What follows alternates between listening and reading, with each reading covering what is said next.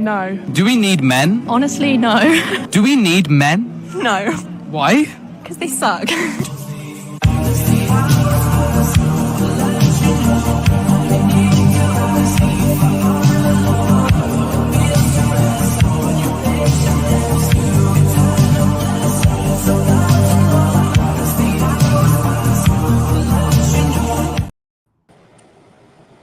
Hi. That was a hard intro, wasn't it? Here we are. Mm-hmm. Here we are. We are ready to party. How's everybody doing? Doing pretty good. How about you guys? Yeah, we haven't been on for a while, so it takes us a minute to gel. Let's see. We are, this is episode number, do we remember? 11? 10? 10. 11? 10. 10 of Truly the Female Perspective. God, I don't even remember the name of this show. Yes, thank you. Shapiro will remind us all. Truly the Female Perspective. So we are back. Sorry we missed last week. It was all Vex's fault. Look at the here's okay. Just so you guys know, that is an actual picture of what she looked like last week. That is why she couldn't make it. So listen, it was great. We were all grateful that Vex needed to just take a moment. Just take a moment. So we are back. We are ready to talk about all the weird, crazy crap that's going on. I'm trying to move the order. How do you move orders of people? I guess I don't know. Listen, because Meatball's usually, it's weird staring at Meatball on the opposite side. Cannoli, how do I do this? Get over here. Remember when you're like, we don't need men, and she immediately yells for a man. Yeah, let me just tell you, I really like that. We go. Oh, there we go. There we go. It was just weird. Okay, because I am always used to Meatball in a certain corner. I'm sorry. No one puts Meatball in a corner. You belong in my lower right hand corner. So yeah, so I really liked that video because you know what? Even though we're a female perspective podcast, we don't hate men. Newsflash, this podcast doesn't hate men. We actually hate what's being done to men, hence mine and the Vexorcist's Barbie review. We think it made men look like shit, and we don't like that. So we like to back up to men.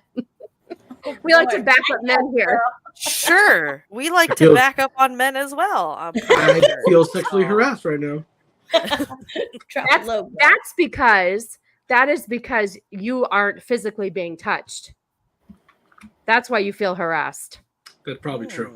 Yeah, exactly. So we'll say hi to the chat, let everybody kind of come on in, and then we're going to get started on all the fun topics from the last month and a half that us ladies have so much fun talking about in our group chat all the time. It's just, oh, by the way, it is Friday the 13th in October. So I'm wearing my Stranger Things shirt because shit's been real strange, people. I don't know about you, but shit's been real strange. I mean, stranger than normal. Anyway, supposed to be a pretty serious, was it? There's an eclipse happening tomorrow, isn't there? Oh, I thought you were going with something else that was supposed to happen today, and thank God it didn't, because there was supposed to be. Yeah, today was a national day of some violence, bad behavior, and I'm grateful. So far, nothing has happened. So yeah, I mean, it's just lots of weird stuff, and also like if there's an eclipse or a full moon, just weird shit happens anyway on the reg. So let's see. Mrs. Martin Muses, thank you for hanging out with us. I appreciate you. Logical Spock, good to see you.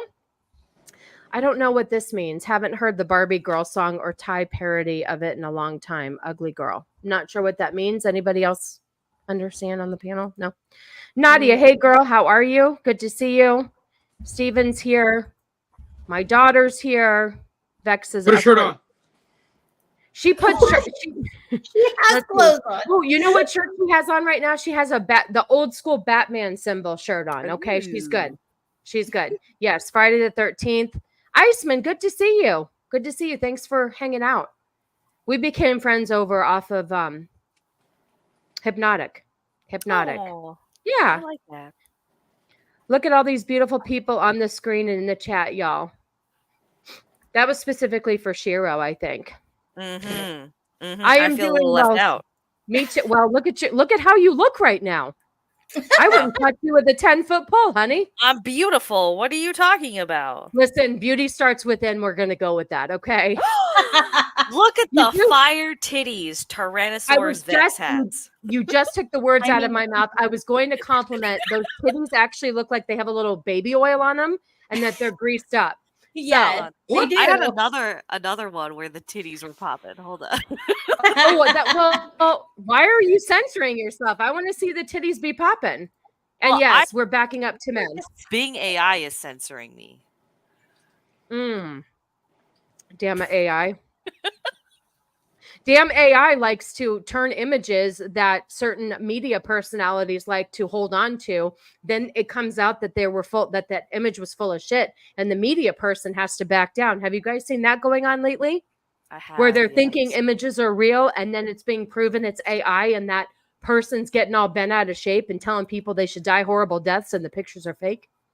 Speaking of that, I was reading an article earlier today about how there are YouTube channels out there that are now they've got it will fully create an AI that will do news segments for you and then edit in all of the like the overlays and whatnot so it looks legitimate. I thought that was pretty fucking terrifying. We're gonna So there's a good chance a lot of what we're seeing circulating on Twitter, for example, is AI created. And that's what scares me, because I got angry the other day over a certain piece of news that came out and was like legitimately sick to my stomach. And then to find out that it's not true, it's like you just don't know what to trust anymore. But let me tell you what you can trust. This podcast, it's all real news. Thank you. Thank you. Thank you. Come again. I can't do that as well as uninspired. There's a new person here. Thank you so much. First live here. I feel like I'm home. Does anybody know this person? I wasn't sure if like Vex, maybe they follow you or something. Desra? No, this is a new person. Welcome, new person. Yay! Welcome, new person. Happy to have you. Thank you so much. Oh, here's my favorite. Good evening, ladies and meatball, and howdy to my fellow chat goblins. So Beard likes to come in on my Sunday show, and he likes to start the timer and see how long it takes for me to actually get to my topics. It's a good drinking game. Yeah. Well, it's Sunday at noon. I wish I could start drinking, but I have meal prep to do and stuff. So, and look how long it's taking me now. But we haven't been together in a long time. Matt, good to see you. Vex is waving at you. I don't think you can see her. Oh, yes. I'm waving at everyone in the chat. There you go. She always picture look like she's from Braveheart, like the Velociraptor version of Braveheart. Yes, but I do have hair envy right now. That is a good head of hair, whatever that is, and those knockers do look good. Right. This is Tyrannosaurus Vex.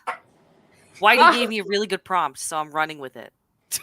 Wait, is this the merch idea? Well, I mean, you're getting samples of what were potential. Oh, I can't wait to wear Vex merch. I can't wait. I can't wait to wear a shirt that says "Support your local brown lady." Wow. I mean, we'll get there, but I don't have an image for that yet. Yeah, you do. I'm looking at it. No, this is Tyrannosaurus Vex.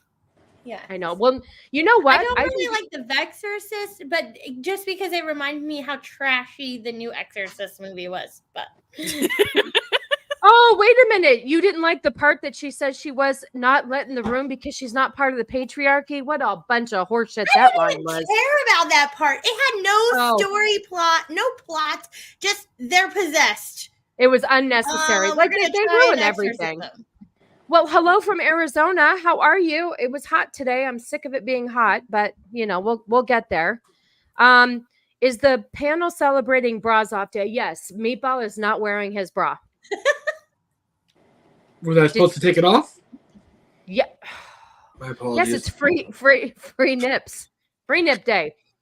Hey, Cassie, good to see you. Thank you so much. I just want to make sure I say hi to everybody. Oh, there's my white bear, and we do trust Meatballs. We do trust. Oh, I pronounced your name right? Desra. How did they screw that up? I don't understand. Well, listen, I as a person who has a name that's phonetically misspelled, I get it. People screw my name up all the time. Who's the YouTube AI generated story? Oh, Ben Shapiro. Ben What? Shapiro basically Go ahead. Sorry, go ahead. No, you go ahead. You go ahead.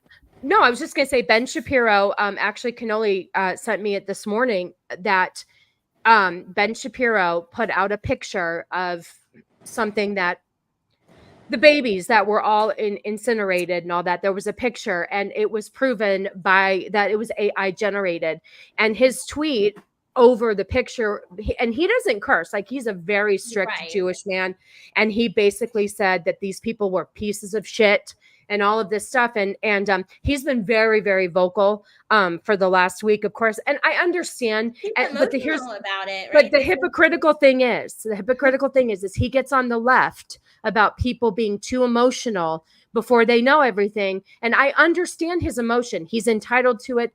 I get it. But at the same time, you do have a certain level you have to uphold being in the news media. And you kind of, so anyway, what were you going to say, Vex? Oh, no, you got it. It was the burned babies thing. That was, yeah. So it ended up not being true. I heard that story about the babies being beheaded got all the way to the White House, and the president regurgitated it. And like, how do they not know that it's fake? I know that's the worst story that you ever, I mean, when I read it, but here's the thing though, in all fairness, with how nasty that group of people is over there, it's not hard not to believe. Yeah. But I just think it's funny that people that preach about behaving a certain way in the media, they are guilty of the same thing, because emotion is a real thing. And look how close this is to him. And I understand why he's getting emotional, but when you're in the media, man, you got to make sure that you check your sources. Hey, Joker, how are you? Good to see you. I haven't seen you around in a while. Okay. All right. We're through the comments, people. Oh, wait, what did he say? Ben Shapiro swears like a sailor, just not on Daily Wire content. You're probably right. It's always the overly religious ones you can't trust. You never know what to do with them. Okay, so we're going to first get started with this lovely person here. Hang on. Oh, that sounded delicious. Who was that? That was me. Oh, good girl. Good girl. Product placement. Including Dylan Mulvaney, a biological man who wants to be a woman. Yeah, so we're going to talk about that right now. That's why I wanted to bring up your comment, because it's a good segue into what we're going to talk about. So if you guys missed it, Dylan Mulvaney won an award in the UK, correct? I think so. It was for the Virgin Atlantic Attitude Awards. I only know that because it's right here on the front of my screen. I'm not UK. That good. Okay, so we can kind of dissect this speech. It is 5 minutes, but I'm going to say they because I don't want to say he or she, because I don't think this person. What is it? No, it's the one right there. Yeah, no, this is somebody who's giving the award. Oh, that's also a he. That's also a he. Okay. I'm gonna assume with the fucking overly masculine jawline and the Jimmy Savile haircut, that's a man. Bro, that thing has better traps than I do. Jesus. But you know what's really pissy is that Dylan Mulvaney actually looked decent in the picture I put on the thumbnail. I hate to say that. That's the most passing he's ever looked. Thank you. I'm glad you agree. Well, I said that's a dude, because I don't follow a lot of things, and then when you put that picture up, I was like, who is that? Well, in all fairness, Vex had me, I'll promote that show at the end. Vex and I are going to do this stream on a podcast we listen to on Jubilee, and I didn't realize, I guess I did because I remember seeing pictures of this person, but I didn't put two and two together. Blair White is probably the prettiest dude I've ever seen in my life. Don't you agree, Vex? Bro, yes. That stream that she was on Jubilee, I was sitting there, I was like, I am so jealous of his body right now. Uh-huh. No, God, for sure. Damn. It was like, I couldn't believe the curves that they had. It was just, oh my God. It was, anyway, that's a whole nother subject. But the problem is that most of them don't pass like Blair did. And Dylan passed. There you are. I put my freaking hoops on for you and everything. I switched out my earrings just for you, Nas. So I forgot. thank you for showing up. Which one's that? Is that Meatball? Meatball, are you barking? Yeah, I'll be right back. Okay. What a woman to give the finger to the patriarchy by having women applaud someone in woman faith. Okay, so here we go. We're going to get to the speech. It's really maddening. Have anybody here on the panel seen the speech yet? No, I haven't watched it in full. Okay. Yeah, no, that's not good. in full. I heard pieces. Just the fact that Dylan Mulvaney got an award for Woman of the Year is sending fire through my body. Yeah, wait till you hear about how she shits on America too. God, I called her a she. Please make me stop doing that. Oh, all right, here we go. The Woman of the Year award, supported Can you guys hear okay? Yep. Okay, want to make sure. by Virgin Atlantic, goes to Dylan Mulvaney. Hello, London! I am so honored to be here with you all tonight. And, you know, some see me as the Woman of the Year. Some see me as a woman of a year and some change. Let me just tell you something. This bitch continuously has to count how long they've been a woman. Wait for it. As I only publicly came out online 560 days ago. Is that not cringy? 500. That's really You're counting? Are you a fucking baby? Like, oh, are you 24 months? Like, what? It's maddening. And some people don't see me as a woman at all. I know, which is why receiving this honor from a queer publication like Attitude means so much more to me. Because here's what I've realized. You ready? Okay. So, Listen, it tries to be funny and cute, and it's not. It just is not. It's cringy. It's holding the Amazon A. I don't know what the hell's going on. She looks like she's... God, stop saying she. They look like they're winning an Amazon award, by the way. Can I just say I'm a little disappointed. The car of my dreams. Yep. The brand is sponsoring this. Yep. I'm not giving up my car, but damn it, man. Right. Yep. Right above their head. no matter how hard I try, or what I wear, or what I say, or what surgeries I get, I will never reach an acceptable version of womanhood by those hateful people's standards. No, it's called science. It's called science. Not even that. To be quite honest, it's not even that makes me so upset. Can you? I was like, maybe I'm overreacting to this. So I Googled, like, what are Dylan Mulvaney's accomplishments? And literally, it is that they became a TikTok star based on how many days they were in transition. Right. So there, you can't name one thing if you're the Woman of the Year that you have done for women, whether you want to say biological women and trans women as a whole, as a group. You have done nothing, not one thing. No matter what side of the fence you are on, you haven't done one thing. Yeah. And let alone for 560 days, you didn't even have time to do a thing as a woman to support women. So get the fuck out of here. Right. Mm-hmm. But as long as I have the queer community that sees me for my truth, I'm going to be okay. And I'm equally grateful that this title is happening in the UK, and not just because I am deeply attracted to your accents, which I am, but because I came to London on holiday this summer after months of feeling isolated. And when I arrived, I didn't feel that baggage that I was carrying back in the US. And I didn't feel like the trans beer girl. Really? Because that's all you've done, stupid.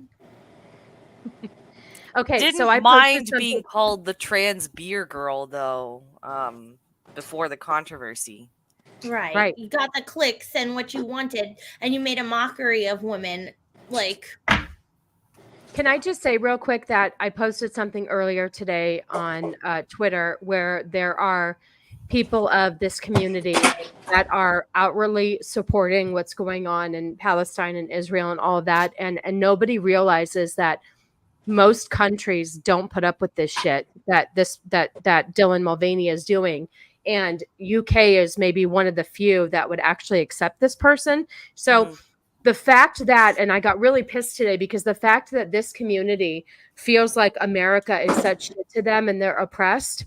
You go to another country, go to the Palestine or Israel right now and see how they would take this fucking dude in a dress. They'd throw him off of a building. You know, I'm just tired of the oppression, and now they have to go to the UK because they don't feel like they're getting what they need from us in the United States. Can I just say, like, for the Please. person that wanted all the clicks and is a pioneer for trans rights or whatever, they sure shit hide from all the tough things. All they want is the easy stuff, like put my face on a can of beer. Oh, you didn't like it? Then I'm gonna go hide because you guys are mean. Like, Right. 100%. They wanted that. He is a victim, and he wants a sponsorship and virtue signaling. It's absolutely correct. They want all the easy things. You're absolutely right. So when the going got tough, I didn't mean my no. We don't apologize for language here. Are you fucking kidding me? Say it again for the people in the back. But yeah, this just angers me because they'll keep talking about how shitty America is. You know, I didn't walk into rooms and wonder, oh, does that person hate me? I was just another gal walking around in a Burberry trench on her way to a West End music. Okay, Burberry. Thank you. I was gonna say, how privileged are we at this point? Can you? Well, listen. I can't talk to Shapiro because she drives a fancy car, but I do, but and I know it. Okay, but the thing is like, could you realistically afford a Burberry? No, there's a cap right now for me, and I know it. You know what I mean? Like, clearly, you live above the average, even like.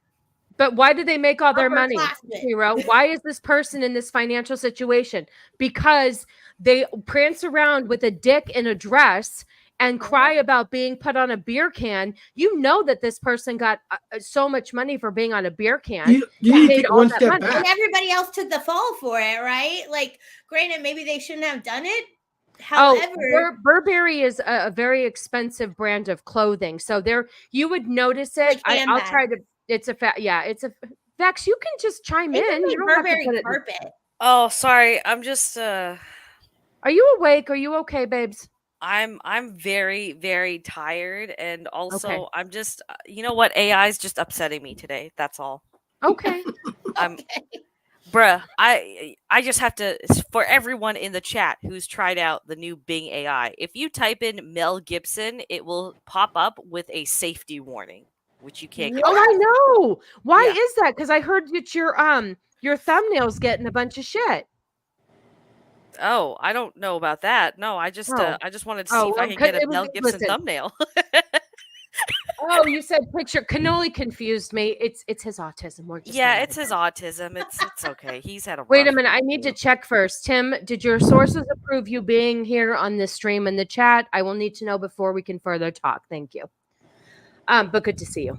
Anyway, I will. Burberry is a very recognizable pattern. It's the and plaid.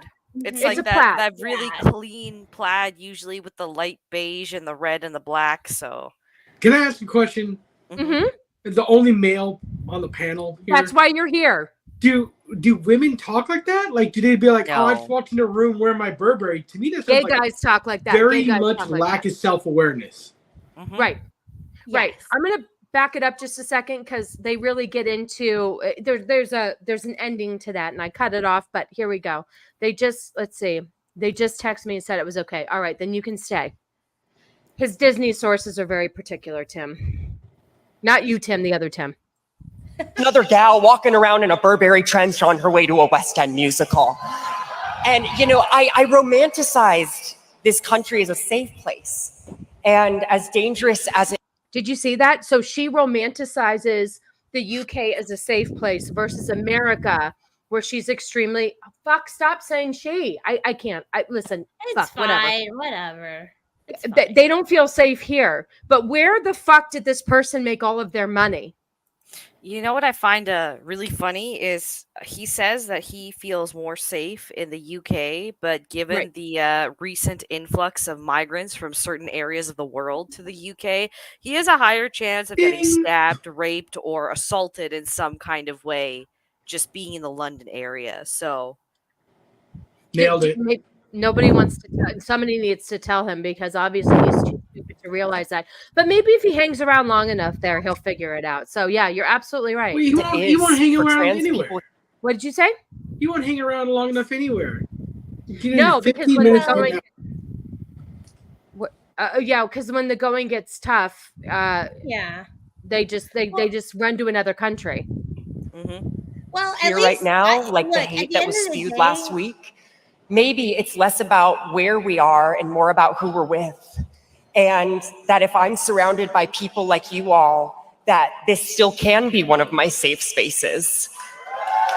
So when you have a win for trans rights, that's a win for us back in the States too. And Did I she think just if we all advocate just for segregation? What now? Did she just advocate for segregation? Apparently. Or when I'm around the people that are like me, I feel Right. safe. So you just want to be. I mean, I don't think it was you- a segregation. I think it's just people like to live in their bubble, and she didn't feel like she was in a bubble anymore. Right. the vast, tiny minority of trans people in the world. She wants to hang out in that bubble. Okay. Yeah. And I guess so. some of the European nations sort of like backtracking on the things they were doing for trans people in way of like affirmative, shouldn't say affirmative care, but care and like surgeries. Aren't they backing away from some of that? I'm not educated in that. I'm not sure. Vex, have you heard anything? I'm not sure about that either. I feel like Yeah. I've seen a headline because that is jogging my memory a bit, but I'm not sure. A lot of the EU is backing off of it right now. Oh, that's the EU though. Remember, Brexit happened several years ago. Yeah. Here you go. Safe spaces are segregation by definition. Probably. Thank you. Yep. They are. adopt a girl's girl mentality and we say goodbye to the scarcity complexes, that we have a better chance of getting through this, because they want us to be in competition with each other. They would love nothing more than. Okay, just so you know, that's how women operate, though. Women are in competition with each other. We always are trying to. I mean, it's just the way we are, right? It's stupid. So are men, though. Who's she referring to as they, though? I don't know. I think they're trying to be one of the girls. Like I don't know if they're referring to the other trans community or if they're. I don't know. It's just it keeps babbling on, and I don't know what it's saying. Sorry, what were you about to say there, Ro? I was going to say that men are like naturally people. Men are in competition with men because they're trying to get like the cream of the crop, right? And women are in competition with women because they are trying to get cream of the crop. It's a natural sort of thing. Granted, we take it to extremes, but to see the L's and the B's and the G's turn their backs on the T's. And to quote the critically acclaimed High School Musical franchise, "We're all in this together." I know, almost as profound as Shakespeare. But I wanted to give a quick shout out to some of the girls in my life, both cis and trans, that have helped me break away from my scarcity and step into my womanhood. Firstly, my mom, for navigating being the parent. I would skip through this, but I don't know where it leaves off because they talk about more shit before it ends. So we'll just have to That's sit okay. through Let's hear this British cigarette talk more about how they became a woman. Of a trans daughter while you are watching your child just get slammed by extremist media. She deserves a vacation and maybe also a Xanax. So they just said to their mom that good for you for standing by why I got slammed by extremists. Really? You could, no offense, you guys, let me ask you on the panel here. When times get really, really tough for you on the panel, and I know some of us are well off financially than others, but do you guys just drop everything you're doing and take an exotic European vacation? Negative, Captain. Okay. Well, this person here, when shit got tough, got to just take time up. Didn't have to get vacation time for them for their fucking job and got to just pick up and leave and go to whatever country they wanted for a couple of weeks while they got their life together. So I'm pretty sure they took their mom with them. So I don't have any sympathy for this right now at all. I'm you pretty look sure like- Dylan. Oh, sorry. Go ahead. Go ahead, Vex. Sorry. Oh no, I was just gonna say I'm pretty sure his mom only stood by because late-term abortion wasn't a thing when she was pregnant. Holy shit. Well, I was thinking that, Holy or shit. that's a good point. But here's the thing. The mom already knew that they fucked up. So now they're like, well, maybe I can just make all the money I can off of my freakishly retarded child. Goddamn, Vex. No, Vex is right. I mean, Yikes. let me just tell you, as somebody with a child, I understand what it's like. You don't know what you're getting into until they're born. I love you, Jules, but you really don't. You know, and sometimes it's too fucking late. Oh, I hear footsteps upstairs. She's probably coming down to yell at me. But no, seriously, it's like, yes, she is. This is why I had to wait until Vex felt better. Even though she's sleepy, she's still on point. And she will bring it. That's a witty, quick lives. I love it. Oh, I know. But the fact that like your mom deserves get the fuck out of here. She probably has you guys probably have matching Burberry fucking G-strings or whatever. Right. The hell. Most of us still have to go to work every day. We have to grind through whatever we're feeling. And we have to be nice to people at work so we don't get fucking fired. Like, Yeah. are you kidding me? Yeah. You don't get to go, oh, Bud Light misrepresented me, even though I knew what I was signing, what I was getting in front of. But the signing bonus was really great. And I'm really sad about it. But I'm going to go ahead and fly across the country. And I'm going to go think about it while I'm in an exotic country that some of us will never be able to afford to go see. So fuck off, Dylan. I just, this crybaby shit doesn't work for me. You chose this. You chose to put yourself out in front of everybody. I don't feel sorry for you. There's other transgender people like who I talked about last week, Laverne Cox, who basically told Dylan Mulvaney to pipe the fuck down because not everybody needs to know your business. So when one trans person is telling another trans person, you're out of pocket, I learned that from my kid, you need to just back the fuck up. So, you know. Anyway, we'll finish this shit show. The gals who glam me and make me feel beautiful, Angie, Kelly, Donnie, and special shout out to the NYC glam dolls, Zenobia and Laurel, because dolls will always make you looking right. Am I right? To my life coach, Maury, who has cradled the many tears, to my agent, Steph, who has fought for me in an industry that can be deeply transphobic, to my best friend. I find that, you know what? That's really fucking insulting. And it really irritates me how all of these people live in such a tightly compacted bubble. Were given opportunities of a lifetime just because you decided to parade around what your fucking fetish was. This is such a fucking slap in the face of women who actually struggled to get modeling contracts, who struggled to get brand recognition. God, I really hope this dude just walks through, central London and maybe runs into a pro-Hamas protest and really understands. Really understands. You have Cannoli giggling in the background. Beck is on fire. I love it. This is why I need her in top notch. I can't have a sick Vex, but she is right. I'm really fucking sick of these people thinking that they've been gifted some sort of fucking golden dildo or some shit. Like, you're just conning people, and unfortunately we live in a time where people are eating it up like no tomorrow. Mm-hmm. But you know what also though? They want us to look at this as some sort of disability. Like we're supposed to feel sorry for them for being born in the wrong body, when I think a lot of this, like we've talked about, I think in this particular situation is mental illness. And I think this one here is just parading around, seeing what they can get out of it. And I feel like maybe the small population of transgender people are being misrepresented and hated on because of assholes like this that I feel like are making a mockery of transgender and real women. I feel like it's a slap in the face for a lot of different groups. Mm-hmm.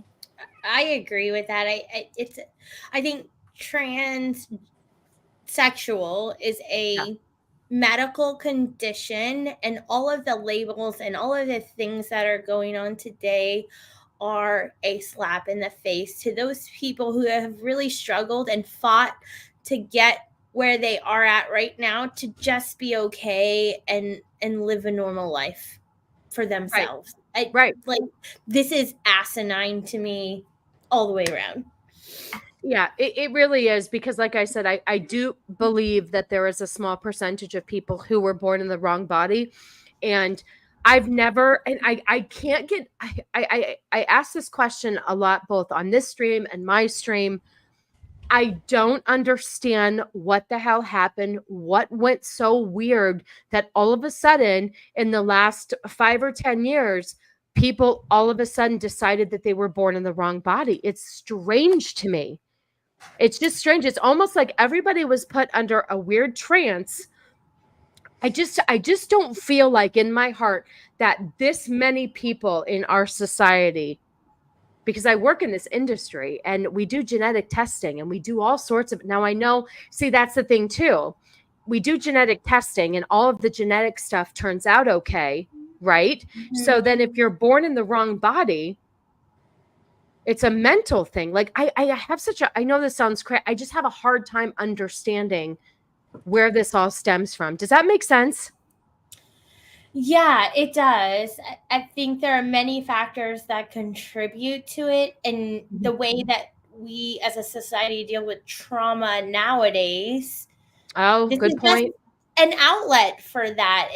We all know back in the day when we were kids, we all went through some phase.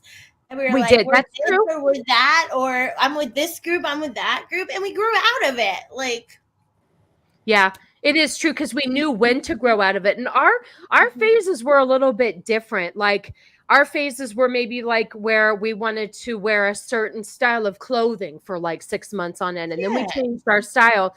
But I don't know. I've never seen so many people be so confused by what gender they should be and who they are. Like there's so much confusion. I wanted to wait till Vex had to go feed the cats. I wanted to wait till she come back, unless she can hear. Thank you. Oh, okay. Are you here? Yes, I'm here. Okay.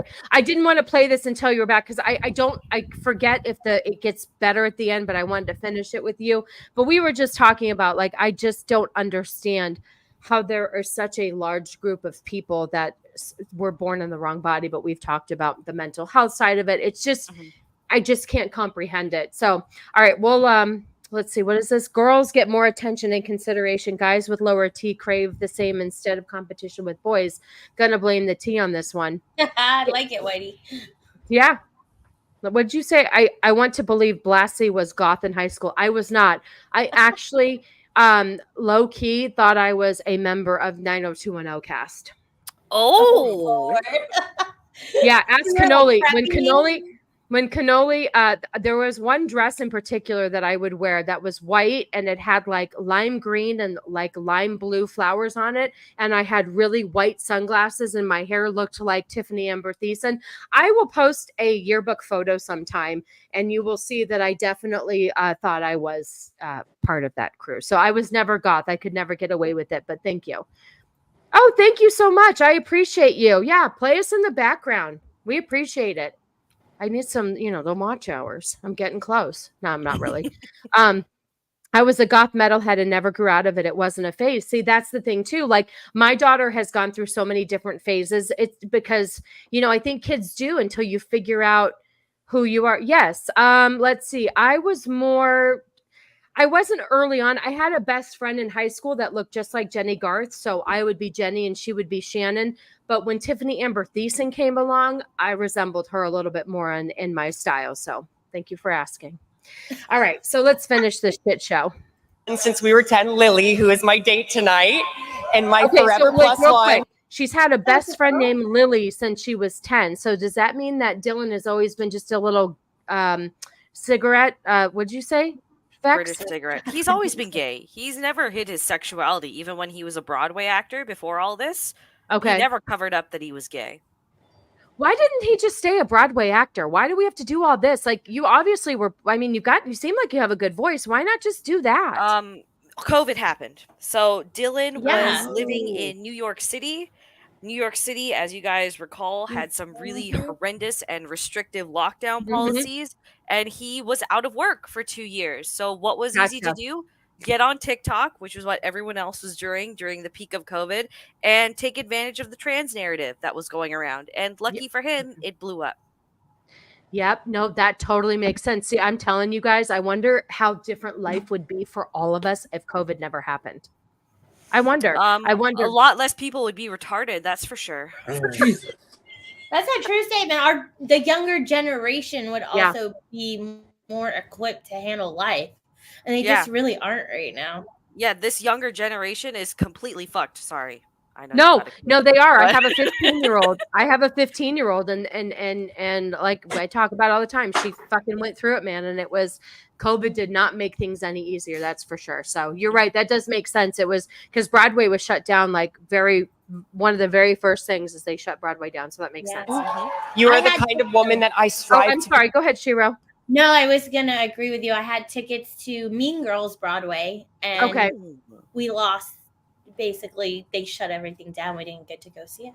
Let me just tell you how COVID ruined my life. My 40th birthday was right when COVID happened. Like COVID happened in February, and my birthday was in March, and I didn't get to see Celine Dion or the Monster Trucks.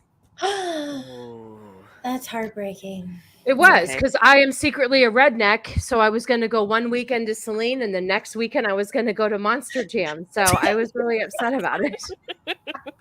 And I still can't get anybody to go to the Monster Trucks with me. I even have a cute shirt that says Monster Trucks are my jam. Cannoli, you don't like Monster Trucks? Cannoli doesn't like people. Yeah, I was like, he doesn't like people. That's the problem. Stop being a British cigarette and go see some trucks, man. It'll be good for you to get out of the house.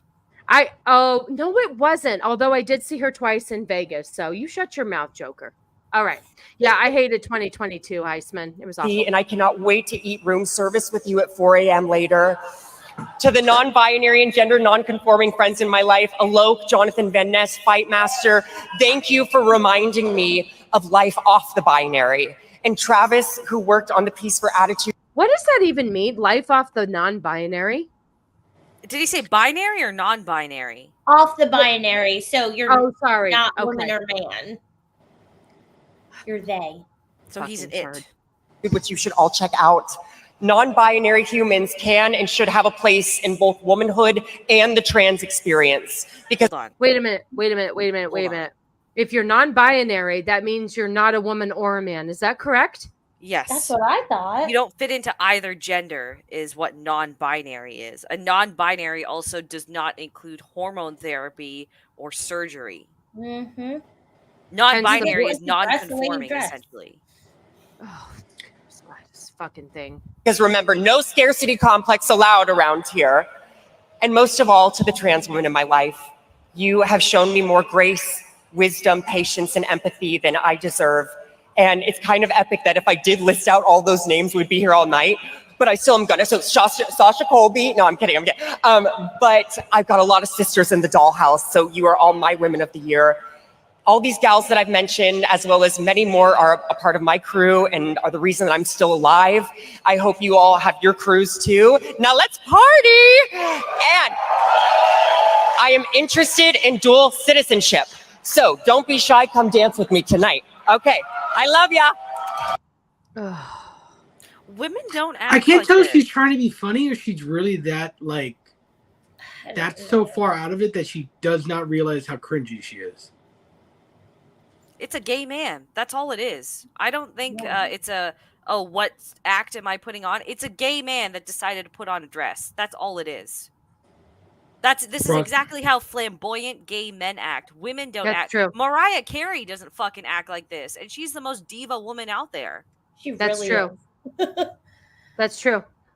That really is true. It's just a narcissist. It's narcissistic behavior. It really is, because if a gay man was standing up there right now talking like that, it would be fine because that is their. But this person needs to pick a fucking lane, and not for nothing. Could you look a little bit better? Get a better wig for that production there. I mean, that was not a good look. I'm sorry. Oh, here Sharpie says retardation will do that, and that is why he's married to Vex, because they have the same opinion. That's awesome.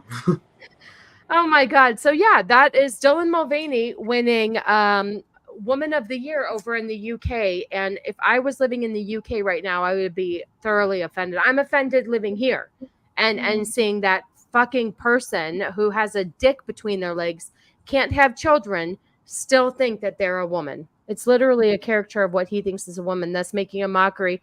That is my point. That is why I get so angry, because it is a mockery, and it's insulting. So, complete side note, I want a caricature of myself.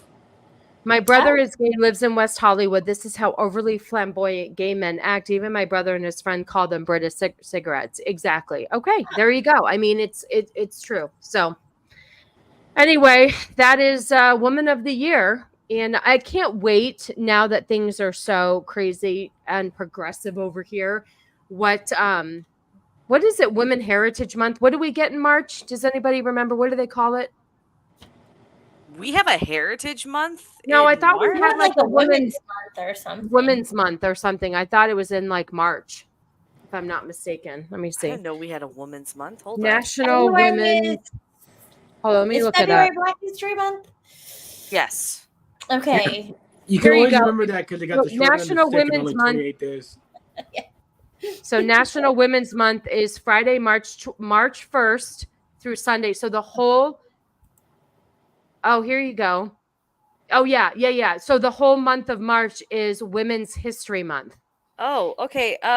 According to Canada, though, October is Women's History Month. Oh. Okay. So I don't know, that maybe you guys, I guess you guys get one and we get one. And either way, they're going to fuck it up, because it says Women's History Month is an annual declared month that highlights the contributions of women to events in history and contemporary society. So I can't wait to. I can't wait. What is a woman? Yeah, what is a woman? I can take my pants off and show you. Yeah, I will pass. I mean, I don't know how better to answer it. I mean, I could also show you my C-section scar. Okay. No. There's a simpler thing. XX chromosomes. Yeah. Give it simple. XX. Vex is yes. She's Rex tonight. Mm-hmm. She is. She's Tyrannosaurus Vex. There you go. By the way, typing in Sri Lankan woman Tyrannosaurus Rex hybrid, I keep getting a lot of naughty warnings for that. This is not appropriate. I'm like, what are you fucking doing? There must be some sort of fetish. There is. Yeah. Heisman, I don't know. I do my Sunday podcast. I try to educate people.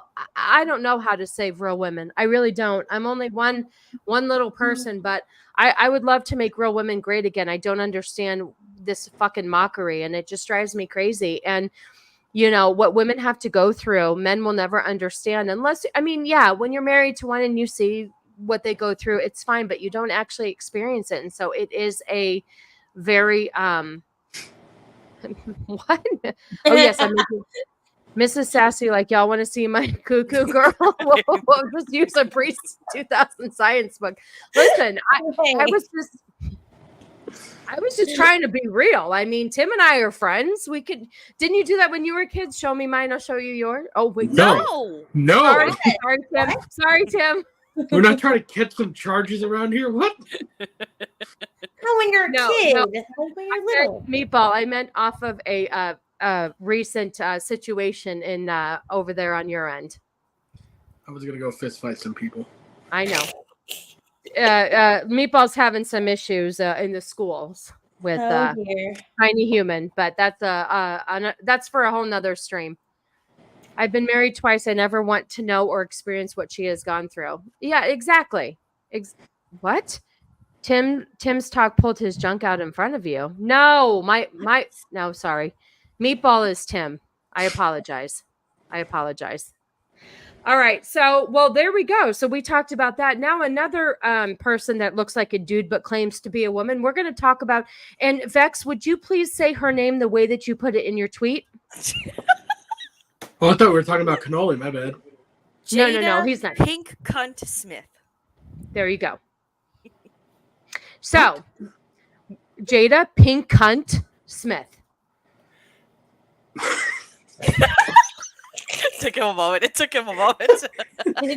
I had to process for a moment. Got to put the name together and then process it. So the jury's still out on this one. I'm not sure if she's a little boy. I don't really know her story. Pink Sock Smith, Jada Pink Sock Smith. Okay, that's not as funny, Nas. I'm sorry. I'd like to give that to you, but Vex is the winner here. Okay, so it is my favorite word too. And do you know what that word stands for? Vagina. CUNT stands for can't understand normal thinking. Oh, yes. Oh, yes. You typed that one day in the chat. I did. And guess where I learned that from? My 70-something-year-old father-in-law. Oh, that's I so know, sweet. We were having such a nice conversation, and he's like, yeah, this, see you next Tuesday. You know what it really means? And I was like, what? He goes, they can't understand normal thinking, those dumb bitches. That's how he talks. I'm not even kidding. And when he gets really angry, he shuts one eye and gets the hand. He says, those motherfuckers, Greg, the motherfuckers.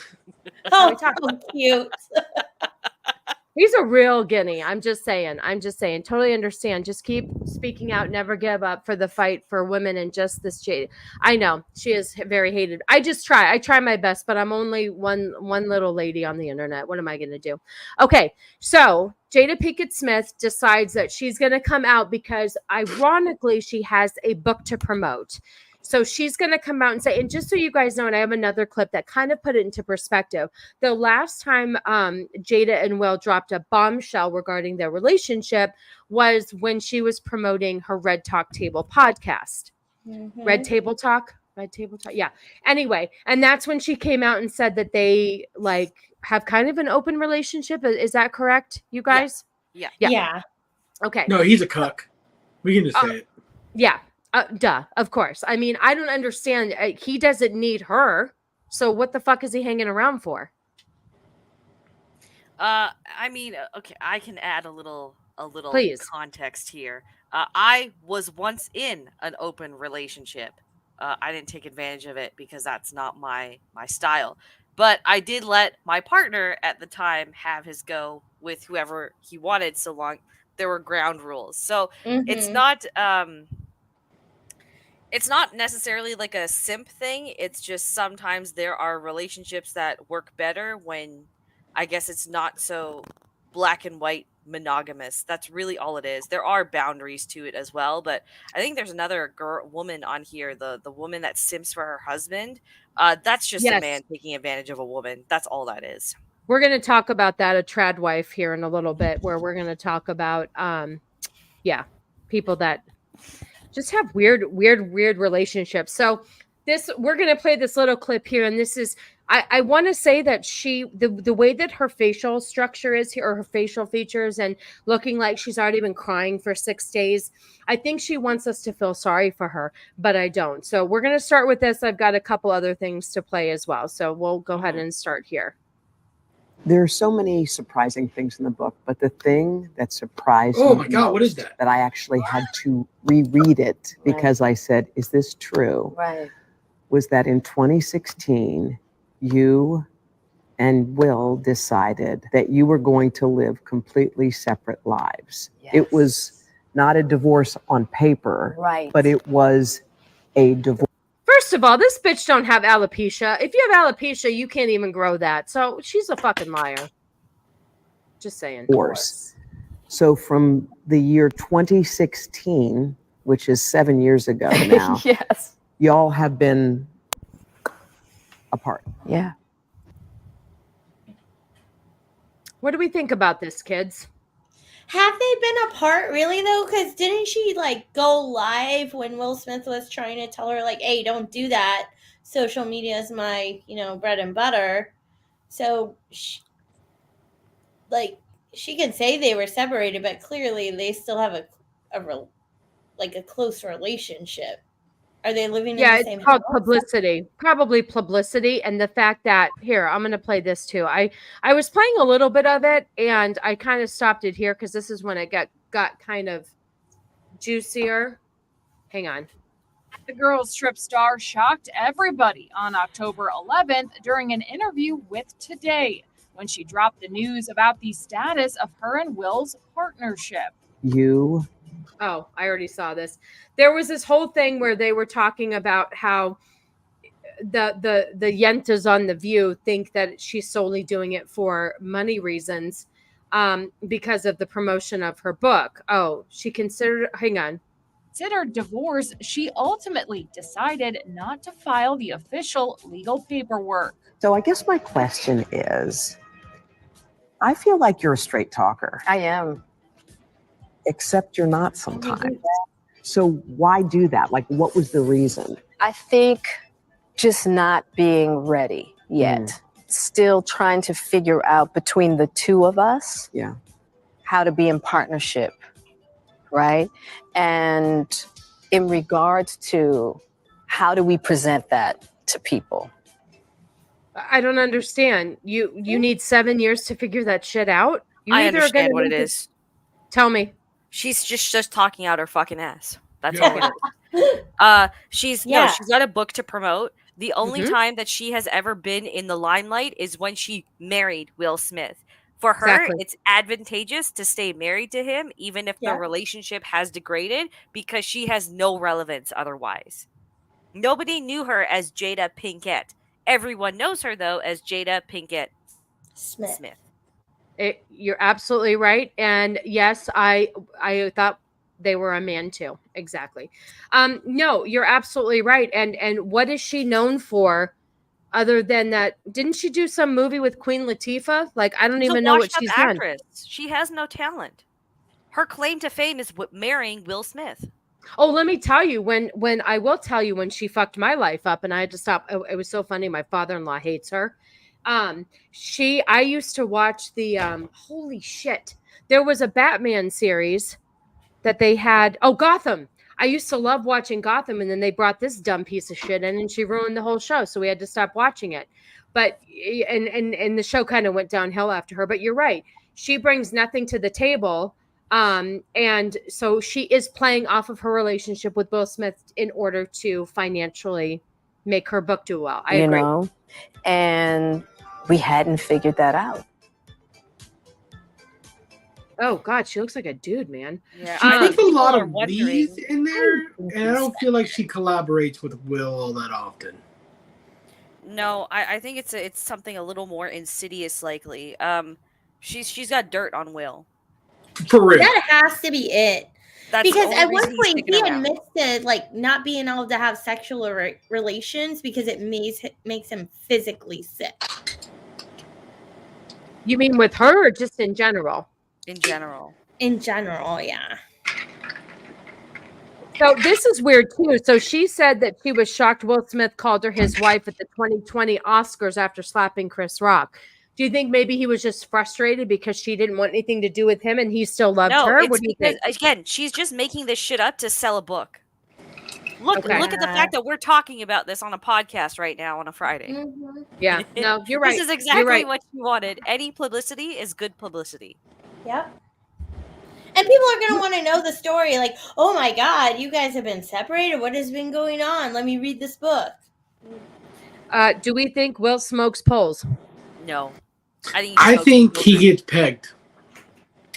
That's what and I think that's the thing that she holds over his head. No.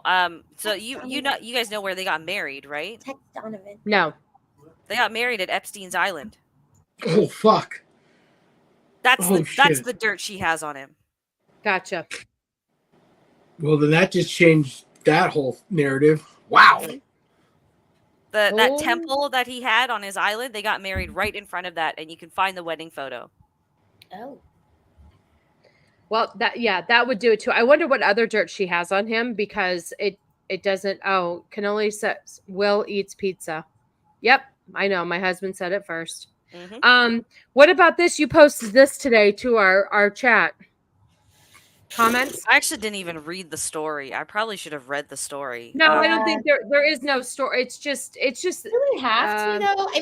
I think I said it in our little chat. I was like, if Pac was still alive, she'd be a stalker or that lady that's on acrimony that goes fucking nuts because he's moved on. She's insane. Yeah, I think she's just a trash woman. That's all. Yeah, I think so too. But the fact that, you know, if Cannoli was calling an ex, you know, girlfriend his soulmate, I'd be like, go fuck yourself and find her instead. I'm out. Like, that's rude. Exactly. It's just rude. Ahead, No wife wants to hear that shit, that your soulmate is somebody else. When you're married to somebody for 19 years and you have to hear about how cool Tupac was. I mean, it's just like it's not a good look. It's not a good look. So no, yeah, I absolutely agree with you. Amateur analyst, good to see you. Thanks for stopping by. Appreciate you. So yeah, just a real quick story on Will and Jada. Vex, did you have anything else you would like to add to that? I just want to say Amateur Analyst had a great breakdown of Top Gun Maverick, and unfortunately the fuckwads at Paramount decided to strike the video. They sure did. I'm very sorry that happened to you, because that was honestly beautiful breakdown and analysis. I went to watch it and it was already taken down, so I was very disappointed. But rumor on the street is that we're going to upload it to Rumble. So as soon as you do that, put it out on Twitter so we can share it around. And hey, Shaka Zulu, good to see you. Thanks for stopping by. I appreciate it. Yeah, see, it was too real for YouTube. Yep, there we go.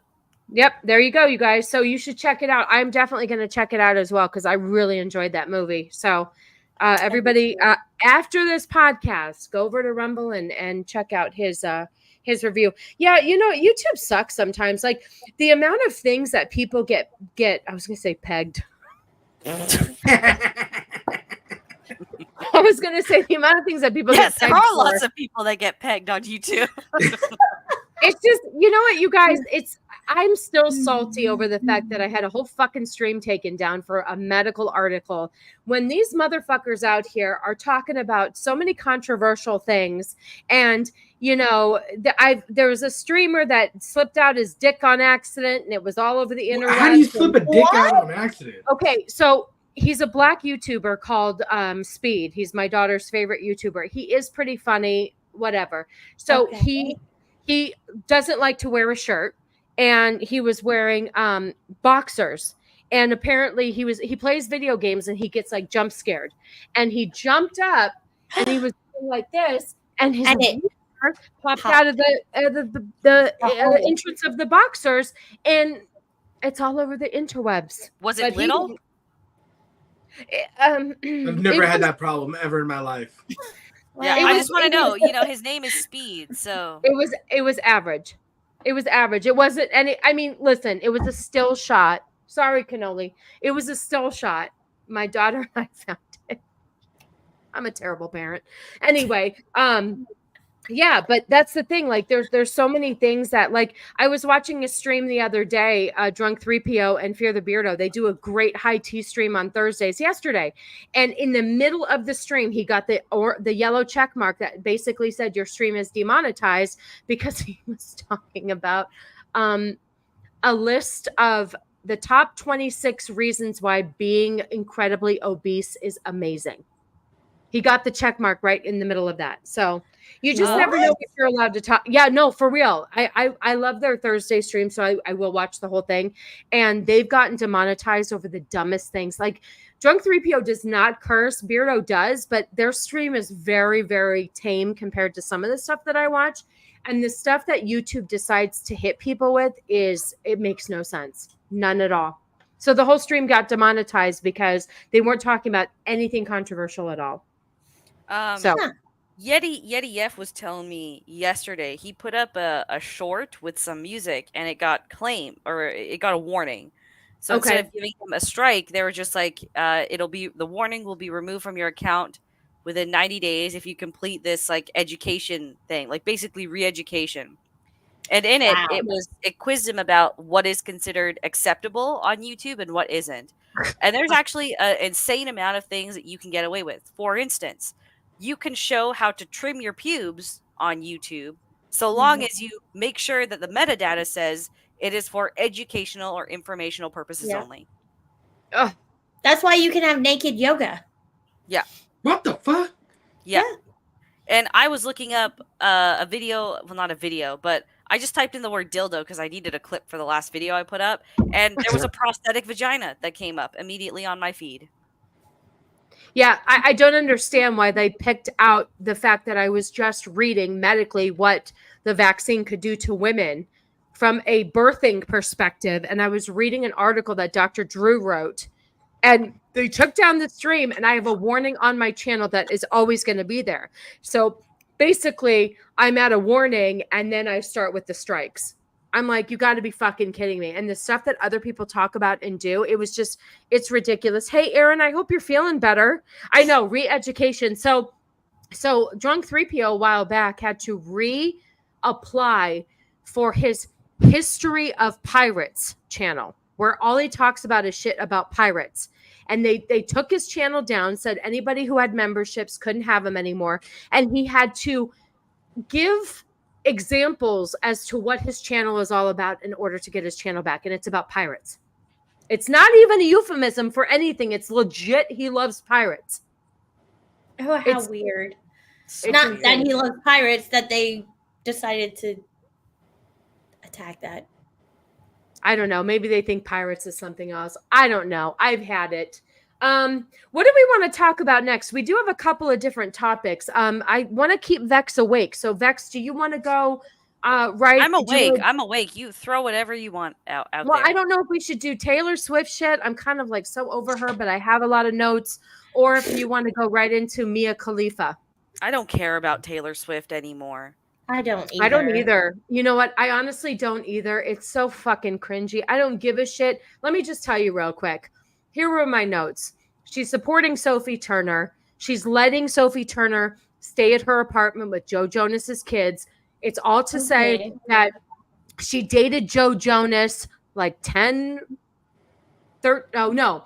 She dated Joe Jonas when she was 18 years old. Yeah. So she's allowing her to stay at the apartment with her kids.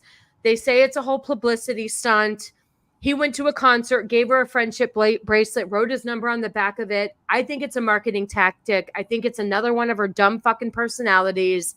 And I'm just over it. It's so stupid. It's all a publicity stunt. It always is. She's 34 years old. She's never been married. Who do you think the problem is in this situation? Just saying. Travis Kelsey. And here's friends with the lady. I don't even know her name. The Jonas Brothers. Oh yeah, no. Well, that's the thing. So who knows their friendship beforehand, or if she reached out and said, "Hey, girl, I got your back. Joe Jonas is a prick." I don't know the whole thing of it, but I know. I would think if you're going through a divorce, you're gonna stay with somebody that you know who also can provide you some stability. Mm-hmm. Well, quite frankly, Sophie Turner looks like a cunt, and I don't think she has any friends. I mean, why wouldn't you lean on your the wives of, well, I guess maybe it's too close, the brothers, I don't know. Anyway, to be fair, in Sophie Turner's defense a little bit, they got together when she was really young. Like she passed out the socializing years of her early 20s to instead get married and pop out kids. Mm-hmm. She's not even 30. She's not even 30. Really? She's 27. Yeah. And she was young. Okay.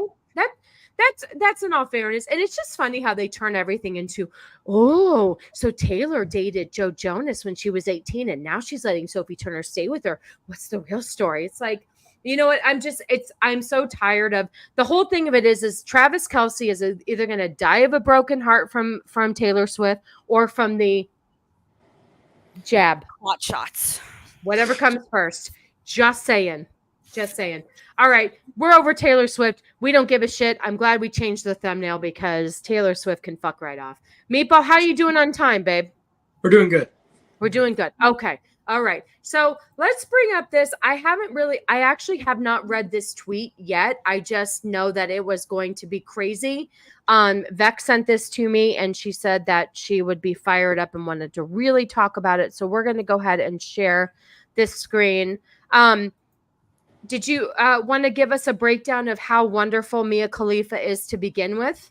Yeah, she's not so good at sucking dick. She's got massive fake tits, and people like her because she fits a really niche fetish of white guys who like to see brown women get dick down.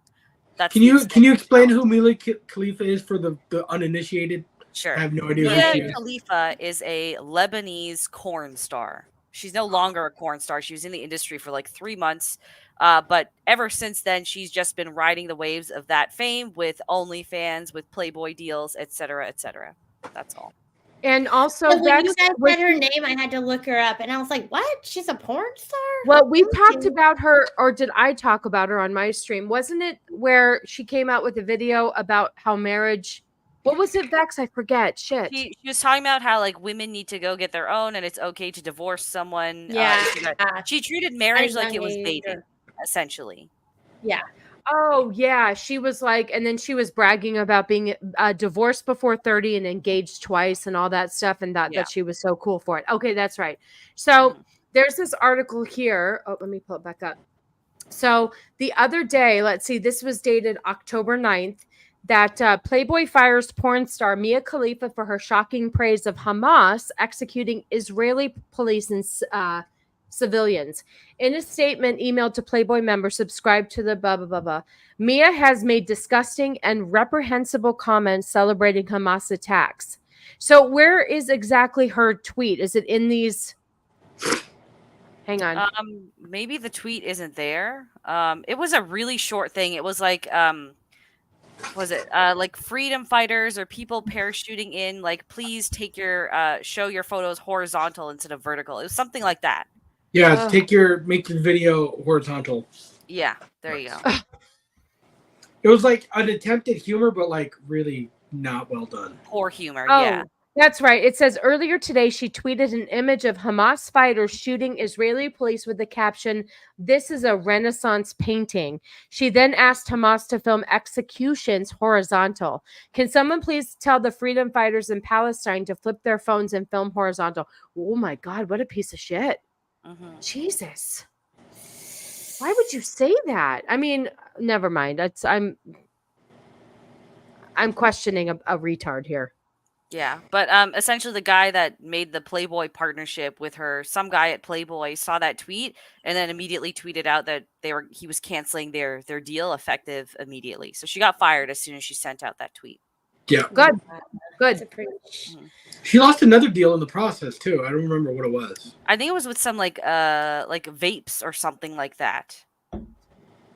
That is true, Jacob. When you put nasty things in your mouth, nasty things are going to come out. Exactly. Holy shit. Yeah, she's a real piece of shit. I mean, people just do not know when to keep their mouths shut. I mean, I don't understand. But wasn't she not really doing... Oh, Stovepipe, good to see you. I don't know why everyone hates the best way to eat chickpeas. I don't either, Stovepipe. Get back to your woodworking. There's no place here for you. Goodbye. Damn. That's my that's my husband's boss. Yeah. And you know what's funny? We play around that I'm Janice with HR. So I work for the company secretly. Yeah, Jesus, Stovepipe. So anyway, well, that's the story on Mia Khalifa. She's a dumb broad. We don't like her. And we're going to get to another video here hang on a second. Let me go ahead and pull this up, share screen. This is a very interesting article. So is anybody aware of what a Tradwife is? Yes, traditional wife. Right. Traditional wife. So everybody, basically the traditional wife. And there was this girl, I don't know where I saw it, whether it was on YouTube, but she is a traditional wife and she legit wears a dress and pearls and has her hair all curled up. Like she's got like short blonde hair. She very much resembles a woman in the 50s. I don't know where I don't remember exactly where I saw her. I think it might have been on TikTok. She's on TikTok a lot. Yeah. There you go. You know. And the traditional wife was basically a woman in the 50s where you just cater to your husband. Well, this trad wife right here. Oh, you love the trad wives. Okay, well, let me know if you love this person right here. So I love to please my husband. Trad wife 37 reveals she lets her spouse have sex with other women while she cooks, cleans, and caters to his every whim, admitting 90% of her day revolves around him. Can you just zoom in on that top right photo of them together? Sure. Let me see here. Hold on one moment. Yeah. He Hang on. looks. Just look Hang at on. the face on that Hang dude. on 1 second. I'm going to try to share the screen again. Hold on. Woo-doo-doo. I made it bigger, and then let me see if this will work. Hold on. And then I'll get bigger. Here, hold on. On here. You gotta have all of the 3 6s. I'm just saying. Oh, come on. You shit. Okay, it's not letting me. Okay. I hit Control Plus. I'm not a fucking moron, cannoli. No, for some reason it's zooming in everything else but the photo. Thank you. Mm-hmm. I'm not. Oh! Control minus. Abort. Hold on a second, kids. Holy Toledo. And we're going to try that again. Hold on. Let me go back at. Oh, shit. Everything on my screen is bigger now. Hold on. Oh, my God. Okay, here we go. We're getting here, people. Okay. Hold on. Let me go back to that. Testicle difficulties. Hold on. Tradwife. Where is it on my Google Doc? Here we go. Here we go, people. Just talks amongst yourselves. Have a potty break. Get some popcorn. All right, we're going to try this again. All right, I pulled up on the picture. Let's see if it'll let me do that again. Let me try it one more time. Control plus. You're being a dick, dude. Okay, it's okay. Don't worry about it. All right, well, guess what? I can't do it. It's my fuck off. How The about point, that? Okay. I'm sure people can still kind of make it out on the screen anyways, but she's smiling in all the photos of them together, and this dude just looks fucking miserable. He looks like he is on VD. To be fair, look at her smile too. Does that look like somebody who's really happy though? The girl, maybe she's got more light in his eyes than he does. Yeah, he looks he looks like he's gonna jump off a bridge tomorrow. Yeah, like that is really. Go ahead. No, I was just gonna say this article, like it went into detail about all the stuff she does. Like her life is just him, and she lets him go and just do literally whatever he wants, fuck whoever he wants, and she's there. I can understand like the whole trad wife thing. I'm pretty supportive of that role as well. But this is just manipulation. That's all it is. And either he's got a magic cock or she gets something out of this that is far better than a monogamous relationship. But he's just exploiting her. That's all he's doing. So when I was in an open relationship, we were still each other's main partners, and we had the emotional and romantic bond while he still had the option to go and get physically intimate with other women within certain parameters. Like there are rules set in place, right? But it was not a manipulation thing. It wasn't that I just take this and you get to eat your cake too. There was still a give and take in the relationship. There was still a bond, more or less. He's very manipulative either way. But it's not like I was a doormat, right? I had a lot of freedoms as well, and I didn't have to limit, I guess, where my joy came from. So this dude's just taking advantage of this woman. That's all. And she's fully brainwashed by him. Do you think it stems from some trauma in her past life, like daddy issues or something? Probably. Yeah. Definitely. I definitely think let me tell you something. If I'm going to cook and clean for you, but I ain't getting that part of you, you can fuck right off. Well, that's what I was going to ask. Like, she's doing all this stuff. She doesn't expect the sex? Or are they also having sex? But if he's not home, she's not pressing him. Like, why aren't you home? That's why I wonder if she's getting something else out of it that doesn't involve sex.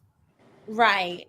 I'm wondering if she's just happy with the it. 6 or the 6. So he must make 6 figures or more, right? Like He has what to. else is there? Yeah. I'm thinking that she's just okay with this. Maybe she's got somebody a side chick.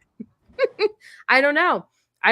It's a very interesting topic, but I certainly would not. They must have an arrangement. You know what I mean? She's not telling us the whole story. I bet he's like, she's probably just a hired help at this point. She really is just probably hired help. I don't know. He looks like he's dumped a lot of money into her face. So Oh, for sure. Oh no, who's hired help? Who cares for? You know what, Hunty? That's all right. I'll let it pass. Good to see you. Thank you for stopping by. I appreciate you. I don't mean to rush off of this topic, but the only male of the panel likes to give us questions every episode, and he has to dip out a little bit early, so he's given me his 30-minute warning. So I'd like to, we usually do this at the end of the show, but we're going to move it up a little bit, and he's going to ask us questions and get our female perspective. So Meatball, if you want to start with your questions, we are here for it. Sweet. So a lot of these questions were either given to me by a group of friends. Wait, hold on. I don't mean to cut you off. Did you want to tell your leggings story really quick that we talked about? Yes. Real quick. I totally forgot. I'm going to pee really quick, but I can hear you. Tell the girls your leggings story. Are we going to be able to hear you? So I am starting a new job the beginning of next month, and I had to do all of my background clearance and security clearances and licensing and everything like that. So I was at my future workplace doing my fingerprints, and in the same area is where they house everybody that's about to go into an interview, right? And so I'm sitting there getting fingerprinted, and woman comes out and goes looking for whatever her name is. Girl stands up and goes to go get interviewed, just like I did when I interviewed there months ago. And they literally get to the door to where you go to the back to go get interviewed, and the woman from the place goes, "I'm sorry, we're going to have to reschedule this interview to where you can come back in proper dress attire. Leggings are not pants. And this is a business environment. Good. Not a business casual." And turn around, close the door, and that woman like literally sat there like almost crying, thinking that she was going to go back. I left because I was like done with when I left done with my stuff. She was still sitting there. So leggings, there's your answer, kids. Our very first episode that we all did together, one of the questions Meatball asked is, are leggings really pants? Mm-hmm. They're not business attire. Are you kidding me? Not I at would all. never wear leggings to an interview. Get the fuck out of here with that. Like, I will be honest with you, and this was from 25, 30 feet away, right? Just standing there. Like, looking at the woman, I was like, okay, she's dressed okay, right? Like, there's nothing that was like, oh my God, she should not be dressed like this for an interview. But as soon as the lady said it, and it was loud enough for everyone to stop and turn and look, and I was like, oh my God, she's wearing leggings. Yep. Wow. Yep. I thought that was classic. So yeah, you had to share that. So they are making like business pants that are considered yoga pants, but they look like business pants. Yeah. They're They just weren't like yoga that? material. I mean, it was good enough to get away from me from 30 feet. But then once you looked, you're like, oh shit, those really are yoga pants. Gotcha. Yeah. Yep. Dang. Well, thank you for sharing. We had to he had texted me that, what was it, last week or before we were going to do the show, 2 weeks? Anyway, go ahead. I was standing there getting fingerprinted, texting, like, oh my God. And then Meatball's like, dude, we got to figure out what the end result was. So, like, call that place and pretend to be somebody and ask questions. I'm like, what am I going to say? Hi, I was standing behind the lady with leggings. I was like, let me give you my recruiter's phone number and call it and start asking questions. Hi, I calling on behalf of Filipino Meatball. I need to know what happened to the lady with the leggings. We don't know her name. We just got a general time. Who wears How pants old to was work she? nowadays? How old did she look? Like The girl? Yeah. Early 40s would be my guess. Oh my God. Okay, no excuses. We're done. Yeah. Listen, as a woman in her early 40s, I would never wear leggings to an interview ever. Did it kind of look like the jiggle of a creme brulee dessert when she walked? Or I was a little bit away, so I wasn't that into it. But like, I will say it didn't look bad. It did not look bad at like first It wasn't glance. appropriate for an interview. But like as soon as you looked at it and you're like, oh shit, no. Right, that's leggings. So there you go, ladies. You heard it first. Leggings are not pants. Mm-hmm. At least in a Well, you business environment. children out there as well. You teenage girls, leggings are not pants. Yes. And you buying the cheap ones, them are see-through. They definitely not pants, okay? Yeah, we see all the coochie hairs popping out of those things. You made Cannoli giggle in the back. I hear him in the other room giggling like a little schoolgirl. But you know what I have to say? Stovepipe, he owns the company that Cannoli works for, and he does not require pants. That is only because Cannoli works from home, so pants are optional. Sometimes I, come home from work and Cannoli doesn't have pants on. I don't ask questions. I mean, you could also ask why Stovepipe almost got a felony, but that's but over the mailbox, I know. Yeah. It's a good story. So, all right, get your questions in because I want to make sure you can Oh God, I was going to say something that could be cropped out. I was going to say I want to make sure you finish. So I took to heart what Vex told me last time that I didn't ask questions for female perspective. So I actually got with a group of my friends. And we asked we have questions. Are they all male friends? Want to know. Are they male friends? Yes, they are. All right, let's do it. All right. Okay. So the first question: do women have their own version of post-nut clarity? Oh, sure, of course. We all do. Why not? It's a stress reliever. Yeah, I would agree. Hold on. Like for men, post nut clarity is like when you bust the nut, but then you're like, oh God, why did I bust that nut? Right? No, it's more like you get more back to realism after you bust a nut. So you're not like, oh, I'm gonna take this. I'm gonna spend $10,000 on this girl. Oh no, you just ripped one off and you're like, never mind. You're not. Oh, I see what you're saying. Oh. I mean, it's a stress reliever, so. But then I just take a nap. I don't know if there's real clarity there. I get really stupid after y'all ain't worth it. I'm just gonna go take a nap. Yeah. I don't know. I definitely drop some IQ points after sex, unfortunately. So much so that I looked at the word cord one time and was just like, what the fuck is a chord? And to this day, my husband throws that in my face. So Vex like the opposite, like he loses clarity. Yeah, I lose clarity after nutting. I feel like that's women do that. That's why they say dick make you sick because you don't think about it. Post-nut clarity can prevent you from making horrible decisions and realize post-sex you're horrible. Yeah, exactly. Exactly. Yeah, for sure. Oh, I'll have to answer that. Maybe I'll talk about that on Sunday for you. There you go. Yeah. All right. This next question is from legitimately, this happened last Friday. And there was an argument about it. Okay. So last Friday, I took the wife out to lunch and we had sushi. And there was a guy that took a first date to sushi. This was their first date, and they were at the table next to us, and the guy did not know how to use chopsticks. Would you judge a guy for the first date taking to sushi not knowing how to use chopsticks? Never. No. Nope, that's stupid. That's a really no, because you know what?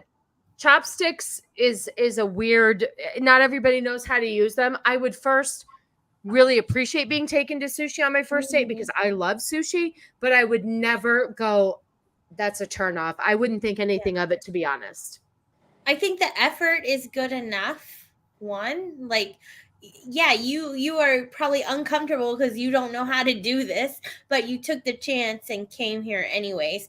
That's the one true. thing I will say that Ego did on one of our first dates, like maybe fourth or fifth date, we went to sushi and he ordered a roll just for himself. He was not prepared to share or like order multiple rolls for us to all eat.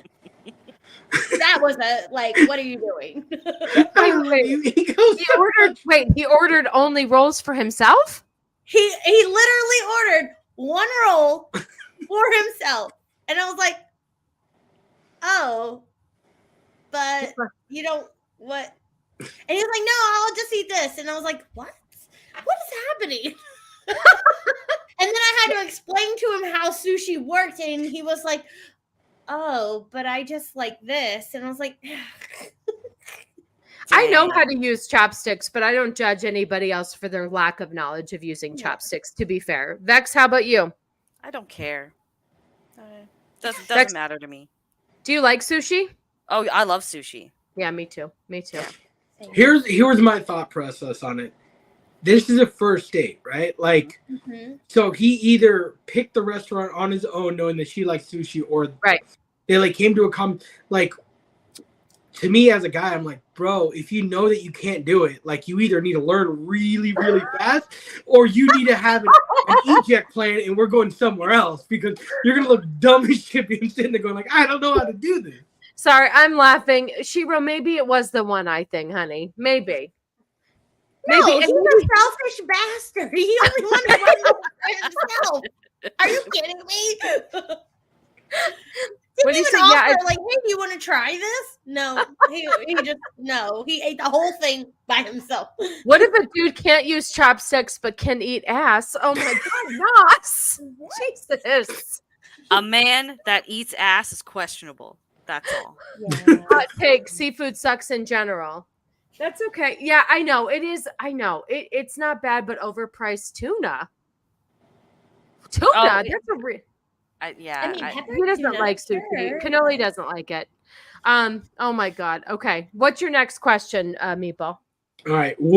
This is specifically for you, Miss Sasquatch. What is the line between persevering through the chase of a female and catching a restraining order? Where is that line? Wait a minute. You mean like where does it go from stalker to like chase? Like what's the line there?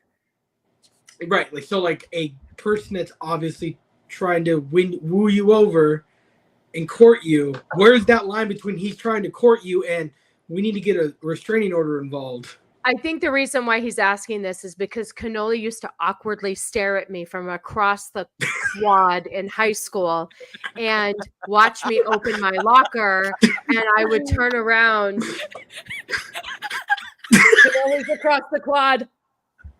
Fucking 6'3", dude. Just 6 foot. Like, no, 6'5", $150 at the time. He looked like Lurch, and I'm opening my locker, and he put a rose in there, and he's like. And the funny thing is he would take me for sushi. He was a senior, I was a junior, and he would, he was done at noon, so he would take me for sushi and then take me back to school. So, I think that stalker behavior wins. I've been married for 20 years. So, the line is I think if you like the person, it's okay. I think it depends on how your feelings are reciprocated. I think that's how you view a stalker. If somebody was being like Cannoli was then, and that's actually, we were just friends too at the time. He really worked hard. I have to say, he really worked hard to get in my pants. I mean, to get into a relationship. So I have to say that if I didn't enjoy spending time with him and it was creepy, then I would view it as a stalker. But I think because I enjoyed my time with him, I didn't view it as being a stalker. I viewed it as more as being kind and interested. So I think it would be, does that answer your question? Like if they were a creepy person, I would consider it stalking, but since they were nice and sweet, I saw it as just being nice. You know what? I'm gonna plant a seed in your head. Please. Okay? I love being planted a seed. The next time you remember that memory of tall, lurch-looking Cannoli just waving at you from across a field, I want you to play the Exorcist music in your head. Tell me if it's I will do that. Oh my God! Then yes, it would have definitely been stalker, and I would have been out. I should have. I should have known better. She's right.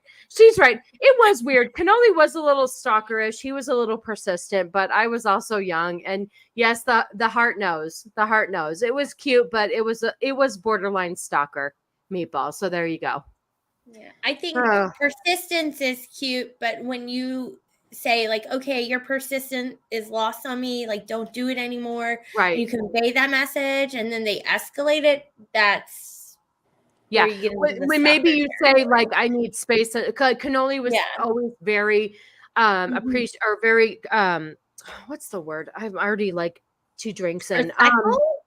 What is it? Respectful? Yes, of like if I needed my space, or he never crossed that line, but he definitely was persistent when he felt it was necessary. And you know what? He won, so I can't give him shit about that. Yeah. No. Anyway, in reality, it was the hairy Italian food you fed her. Yeah, there you go. All right, go ahead. What else? All right. Why do women not have pockets? And do women want more pockets? We love always want pockets. Yeah. Always want pockets. Agreed. Yep. I swear to God, I'm carrying everybody's stuff all the time. My leggings have pockets now. Yeah, for your cell phone. They have cell phone pockets that are amazing. I don't buy leggings without pockets. I probably don't buy dresses without pockets either now. So then is it just my wife that just doesn't have pockets ever and just has me holding everything, walking around? Yes.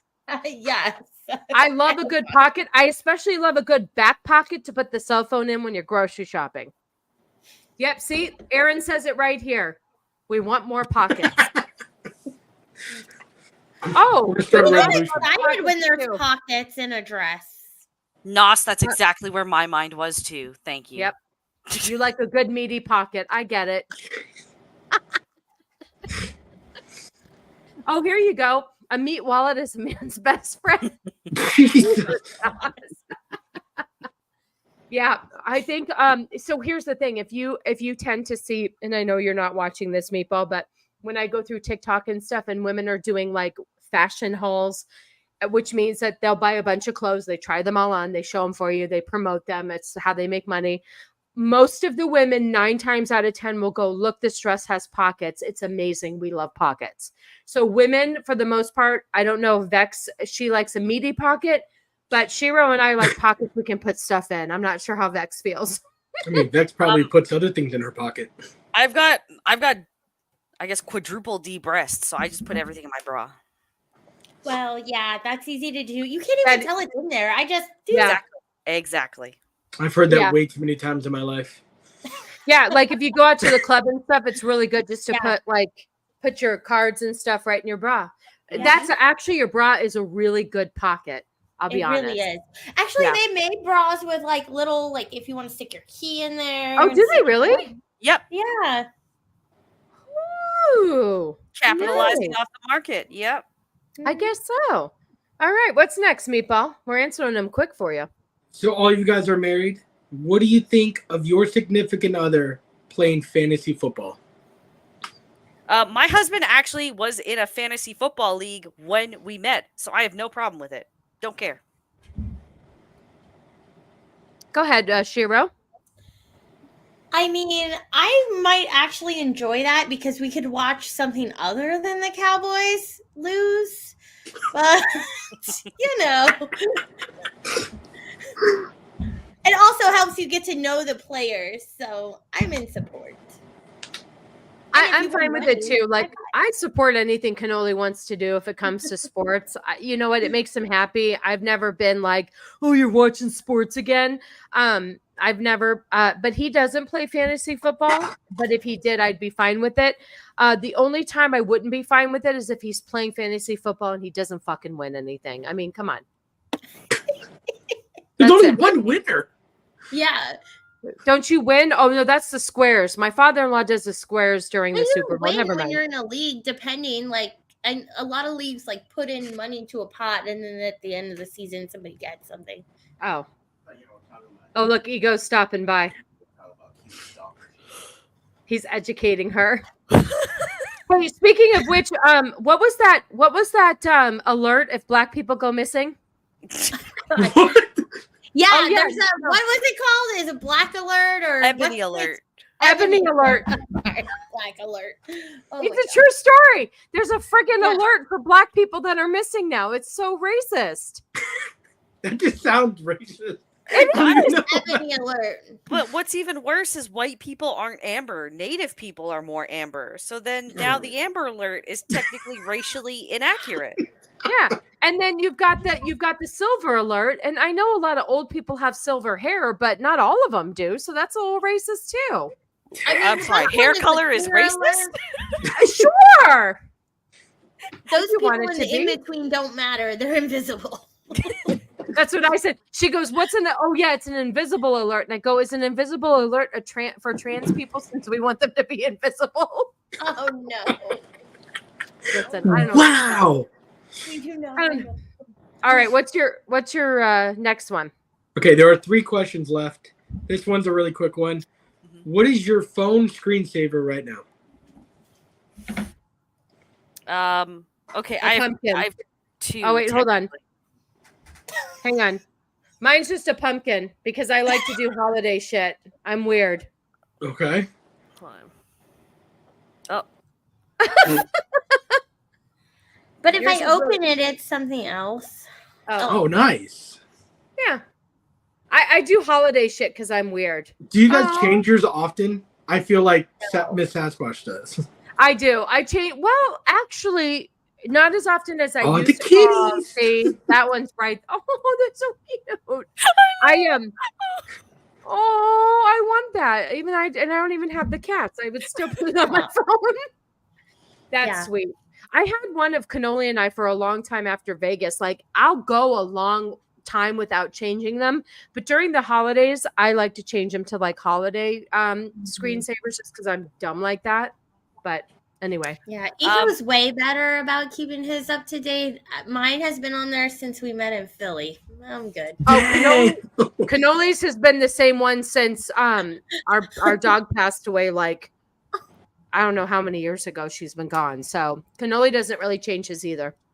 I just mine's from Clearwater, Florida. That's where my husband and I went right before we got married.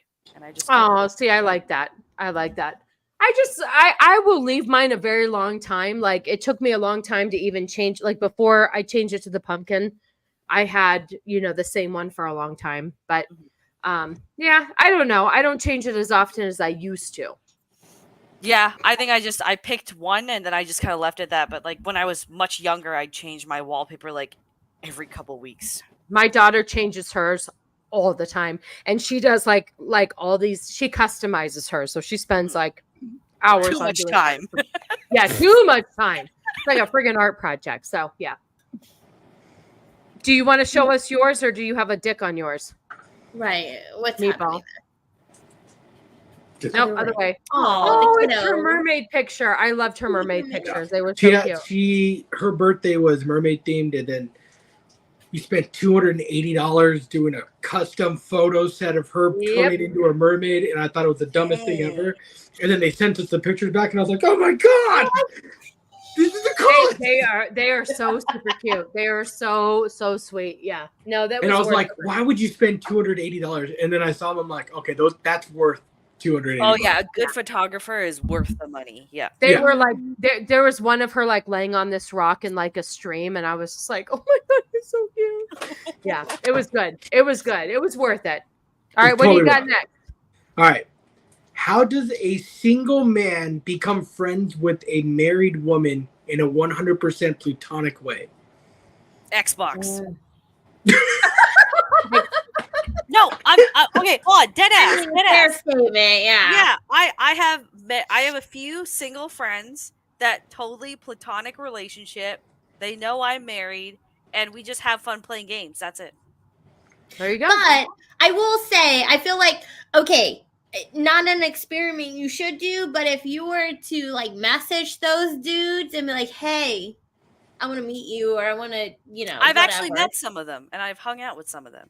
They never turn the corner. Nope, because they know I'm married, and I've never put out those vibes to them.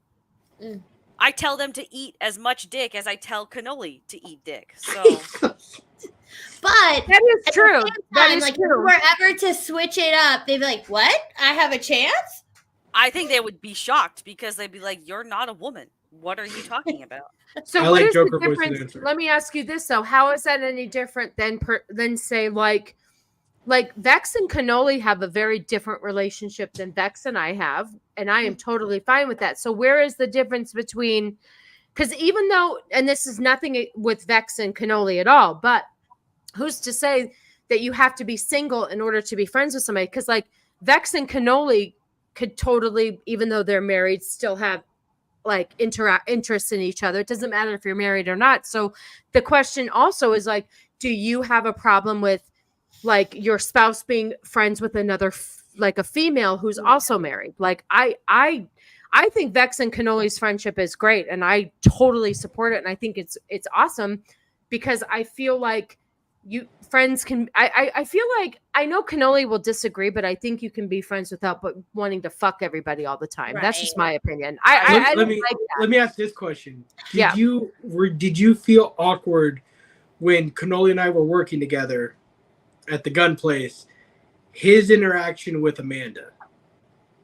No, not one bit. I never ever got, no. There's never been a time that I have been like worried or anything about Cannoli's relationships with any girls. Actually, no, because I know that it's legit just a friendship. And plus, no offense, Vex is like one of the dudes.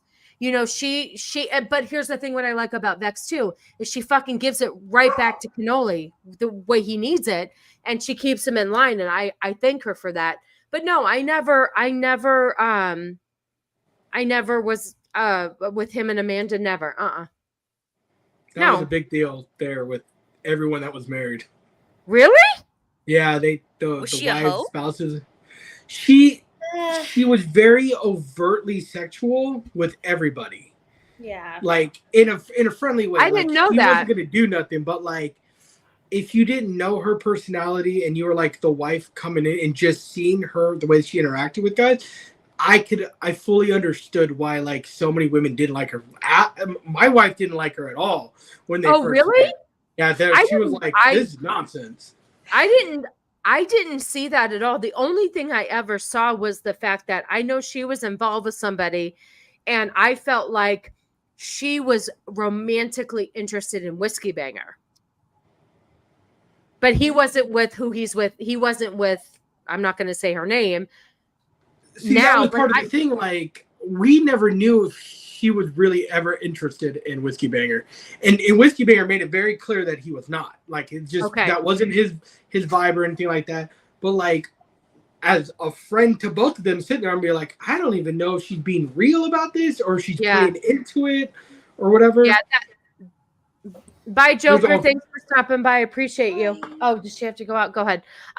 Yeah, no, I was never intimidated by that. And I'm fine if Cannoli wants to have relationships with women, because listen, if it ends up where that woman wants to fucking cook and clean for him and do his shit, then she can have him. I'm tired. I just a comment on this rather salaciously acting woman. Women that generally do that, though, are just seeking attention. I know, like, I've met many girls that do that. Like, I've had women openly flirt with ex-boyfriends right in front of me. So there's women out there that will definitely do that. It doesn't matter if the man is married, if he's single, if he's going through a rough time. That's just how they are, because they crave male attention. And it's also a bit of a female. She was. That's what she was. There was a rumor at the company that the reason that she got the position that she got was because she slept with the owner of the company. And like, you could go up to her and ask her, like, is this true? And she goes, maybe not. And she wouldn't like put it out or anything like that. Oh, that's she was all about the attention. I did see that, sort of behavior.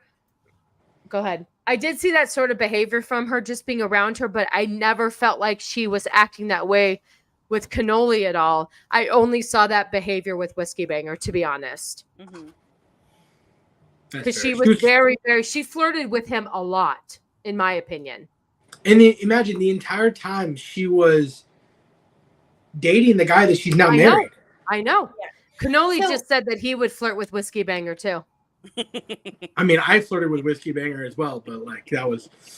So I'm going to play a little bit of devil's advocate in what you just described happened, where people are going up to her and asking her, like, on some level, one, do I even owe you an explanation? And two, you're going to believe whatever the fuck you want to believe that's out there right now. So get out of my face. Yeah. If she did that or not, based on what you're describing is her behavior, then she put that out there, right? She allowed people to believe that's how she operates. But to be fair, the owner, when he would interview you, had a tank top and shorts on and no shoes. That's how Canoli. So that's how Canoli. Like, the professional owner of the company would like smoke weed, and his wife was like some. What was she? Filipino? She was some sort of life. She was a life coach, but specialized in aligning like your. Oh, energy. Thank you. I appreciate you stopping by. Thank you so stuff much. like that. Like, thanks, buddy. Bye, buddy. See like, you later. You could go. I used to go like have life coaching with her because it was an hour of doing nothing, sitting in a room, right? Oh. But like, she would be all like, "Oh yeah, let's talk about your feelings or whatever," and then she would turn it into like, "Oh, you're gonna have such good vibes going in the future because of X, Y, and Z, and let's just, it's not prey on it, but like, let's put the good things into the atmosphere." Yeah. And she was super cool. She was super chill. The funny thing is, so her and the owner of the company met in rehab because he got sued for sexual harassment, and like part of his deal with the sexual harassment and paying the money out was that he had to go to rehab for alcohol and drug use. And then she was there, and then they got married, and now they're like the super power couple. So he doesn't wear you want to talk about she wore leggings to an interview. This guy doesn't wear shoes during an interview, so whatever. Yeah. He also has a deal where like he will come downstairs, and if you were sitting in the front office or whatever, he goes, "I have a bunch of 1s, 5s, and 10s. You guys can have them," and would just throw it in the room because he only carried 20s, 50s, and 100s, and he would carry like 30 grand on him at a time. Yikes! Okay. So he was that guy. I know. We went to his house for a party or whatever. I think he's got a small dick in a big house. He's got a lot of money. He's got a lot of money. You don't need a big dick if you have a lot of money. So yeah. All right, what do you got next, babe? This is the last one. Okay. Has your significant other or a previous significant other ever wanted to do something that was a hard no? And if so, how did that conversation go? I have an answer. I mean, sorry, go ahead. Max. Oh, okay. Sorry, the question is, have they ever asked to do something that was a hard no? Hold on, I'm going to cut you off. Bye, Jacob. Thank you so much. Bye, I appreciate you. It's actually been the other way around. I've always been the one told hard no. And then how did that conversation go? Matt's answering your question, Vex. Bro, I wasn't even going there. Because the hard no from my experience was skydiving. And I told the wife, not no, but hell no, there's not enough parachutes in this world that will make me jump out of an airplane. I'll basically do almost anything, but there's things that I have wanted to do that have been a hard no. So for example, last year the hubby and I went to Gatorland in Orlando, and I got really, really excited about feeding these fucking 8-foot alligators that they had like up close and personal. So I went and did it, and he was just like, nope. So he stayed like 20 feet back behind like the gated fence while I went up and was right there with these gators, feeding them chunks of beef. So yeah, Vex, I feel like you're describing ego. I'm kind of like you. There's not a lot that I will say no to. Right. And ego is just like, if you want to go try to die, sure. I'll watch. Like... I don't really have an answer to that. I think if anything, Cannoli would say no to more things because I'm more of the risk taker and would do more. Bye, Desiree. Thank you. 19 hours.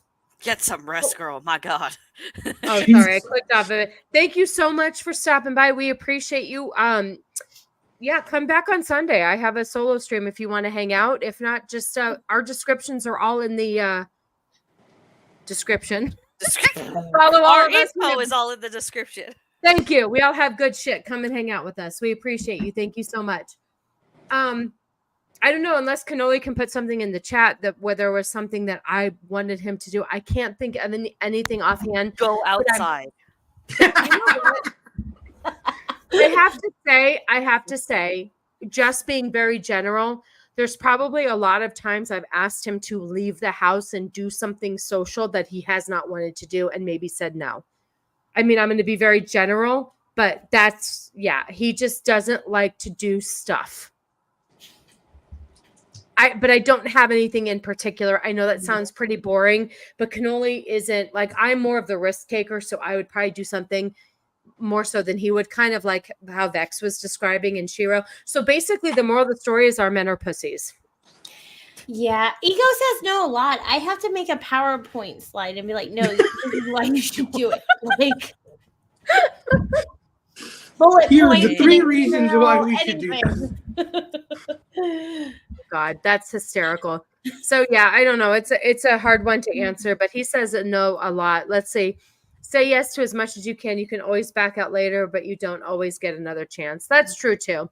I just don't know if we've ever been in a situation like that where it's been like skydiving or something where it's been like, that's a hard no.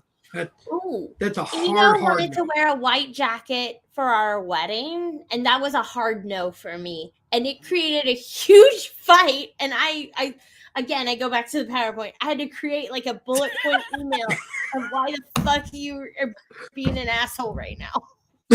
Wow. Over a white jacket? Yes.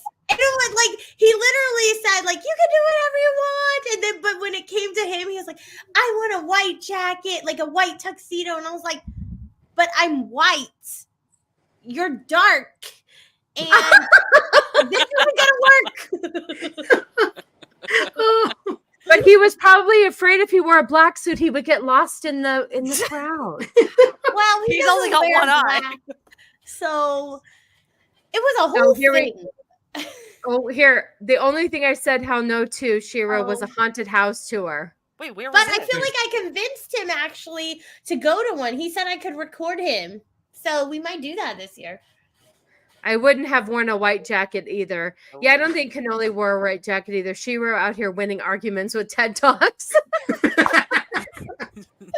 Like, I had to put a lot of thought into it because he's smart, so I have to do things. I'm still trying to think of like a hard no that I gave Cannoli, and I can't even think of one. What I'm about sure a hard no that Cannoli gave you?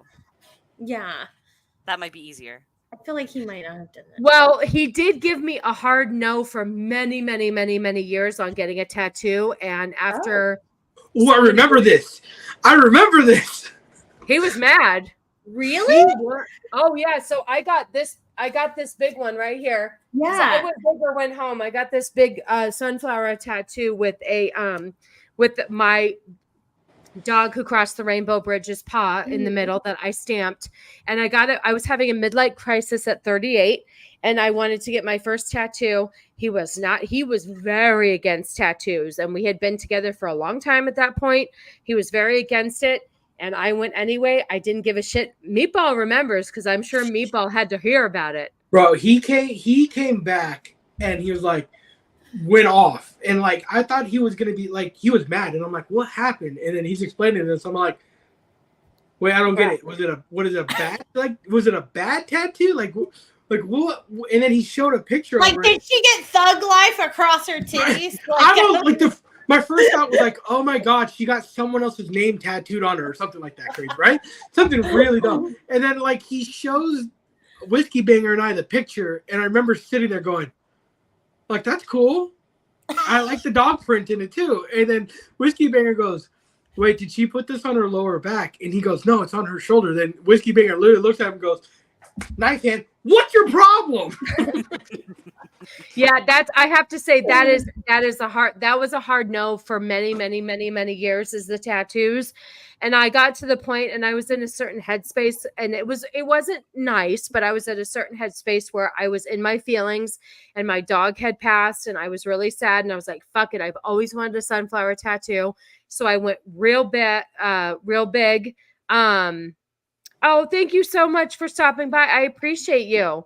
Back down to the bullies. Okay, thank you, honey. I appreciate you so much for your support. You have a good rest of your night. So anyway, I went and got it, and then when I got back, like he was really like upset with me, and so like I had a tank top on because you have like the stuff that covers it, like the cellophane stuff, and I covered it with like a dish towel, and then he eventually got over it, but he's not big on tattoos, and I respect that. But at the same time, like, it's something I've always wanted to do. It wasn't an impulse. I've wanted a sunflower tattoo since I was like 20 years old. And so we're fine now, but that was his hard no, and I did it anyway. And he stayed with me. So it could have ended in divorce. He could have been like, dude, that's fucked up. I don't like that. I'm out. But that was his hard no, and I did it anyway. But thank you for talking him. Thank you for talking him down, though, Meatball. I wasn't sure how pissed he was. He was mad. He was real mad. Does he have tattoos? No, he'll never get one. Oh wow! Not even like the Italian flag or something. We always joked and told him to get the Statue of Liberty holding a pizza on his arm. No, he's not a huge tattoo person, but he respected the fact that it's what I wanted to do. And you know what? He loves me anyway. Is that the tiny human? The tiny human is back. Oh, she's back. Hi, babe. Hi. Well, we can let you go, Meatball, so you can spend time with your family that just got back from San Diego. Yep. We'll see you guys. All Thank right. you. Bye. Have a good weekend. Meatball. Take care. So yeah, that was a little bit rough, and then he got over it, and so I just got like 3 more tattoos after that. Nice. I got like mine and my daughter's. I got our birth flowers. Like I wanted to complete it, so it's kind of like over my shoulder and in the back. But I don't think there's anything else I want to get. My wife was the same way when I got. What is going on? Okay? Are you getting attacked by a black man?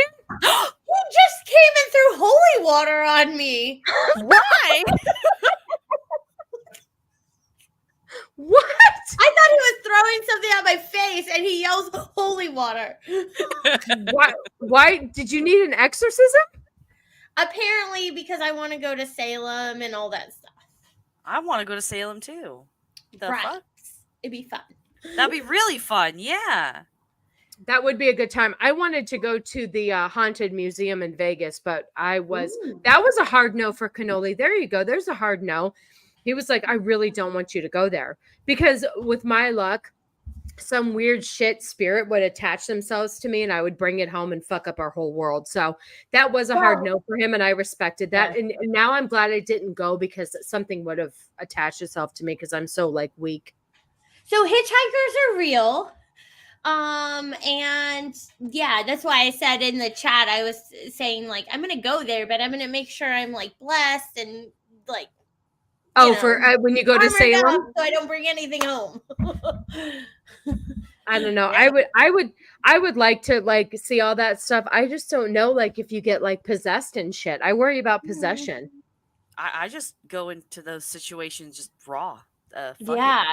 Yeah. Raw dog it. I mean, even have you ever been to NOLA? Like no, what's that? New Orleans, Louisiana. No, we're planning all these places to go. So like we want to do Salem, we want to do New Orleans, we want to do like all the serial killer museums. At one point, I was trying to convince my husband to go see all the serial killer hotspots in Florida, and he said no. Dude, I will fly out there and do all those with you. Well, it was more no because of the timing. That's all. Like we didn't have time. So like, like where we are was where Ted Bundy ended his spree, for example. So like, you can go see that, and then that's kind of cool. The serial killer museum is not that far from us from there. It's like a 3.5 hour drive. I didn't even know there was a museum for that. Yeah, Wow. and they have a bunch of cool memorabilia. And then Aileen Mhm. Wuornos, quite a few of her murders happened where he grew up in Florida. So you can Oh, still, yeah, go see. Yeah, there's a lot of prolific serial killers that were down there in Florida. So that would be very interesting. Yeah. I'd want to do all that. I would just, I don't know. I think that would be easier than, yeah, I know you don't want to get possessed. I get it, Cannoli. It's fine. Yeah. But that's why I asked about NOLA because, like they do haunted tours and stuff, but Yeah. just in general, it's like this old city that's known for witchcraft, voodoo, Yep. all the stuff, right? And I coach volleyball and we have tournaments out there sometimes, and I had a parent who was like, he was so empathetic and so like caring. We went and we were walking around the city and we stopped and like, oh, this is that house that blah blah blah, and he got so physically sick for the next like day or two. He assumed that he brought something with him from that. interesting. I I've always been worry to, about that. Yeah, I've been to a lot of haunted places and I've never had anything follow me or attach itself to me. I would be the one that it would get attached to because I just have that luck and it would just fuck everything up. And I didn't need to bring anything home to my daughter who already has issues. And I'm like, you know what? I really, really, really wanted to go to his museum, but I watched it on TV. He gave a whole, tour of his museum. I'll just leave it at that. But I really wanted to see Zach Bagans' Haunted Museum. But Nadia, I don't know if she's in the chat anymore. She talked me out of it because she's like, she's watched many YouTube videos of people saying that they went there and they got fucked up afterwards. And I was just like, okay. Oh, I have to go there now. What? I know. It's in Vegas. That's just like challenge accepted. Right. No, I know because like Zach Baggett, like his museum just has like haunted shit and memorabilia from like all the places he's been and whatnot. So it does, and he collects it all. Yep. Right. And like it's the like really that movie, the Annabelle movie people. Yeah. Where they have that room with all the haunted memorabilia. Yeah, same idea. But like the demon house that he demolished in, I want to say it was Detroit. I don't know. But whatever's left of that house is in that museum. And I really, fuck it. I'll go to Vegas and see it. If Sharpie, if you're still in the chat. I was supposed to go when we went to the meetup in Vegas. That was one of the things I was going to do while we were out there. Cannoli was going to go to the Mob Museum and I was going to go to Zach Bagans' Haunted Museum because I'm super fascinated with all that shit. And I got talked out of it. So that was the hard no that I received. So I don't know. Maybe if Cannoli dies of old age, I'll go when I'm 79 and have a good old time, get possessed, and then die. You never know. So anyway, Seth has also given me hard no's for wanting to go shark diving. Yeah, ego too. Same. Yeah. He's like, why would you do that? I mean, but you're. Are you in a cage? No. Like the free diving with sharks that you can do in like Costa Rica. Oh. Yeah, but they're not harmful sharks. Like, what kind of sharks? Like you can go free diving with hammerheads. Yeah, okay, that's easy. They're not going to hurt you, so who cares? Yeah, they won't bite you if you don't bite them, basically. So yeah. What is he scared of? Being bit? Yeah, I think that's all it is. Yeah. But there's only two species of shark you got to worry about. Here's the thing. No, Cannoli, don't. Sharpie is not smart. But listen, he is smart, but not about that. Listen, Vex, have Shapiro put together a PowerPoint presentation as to why it's safe.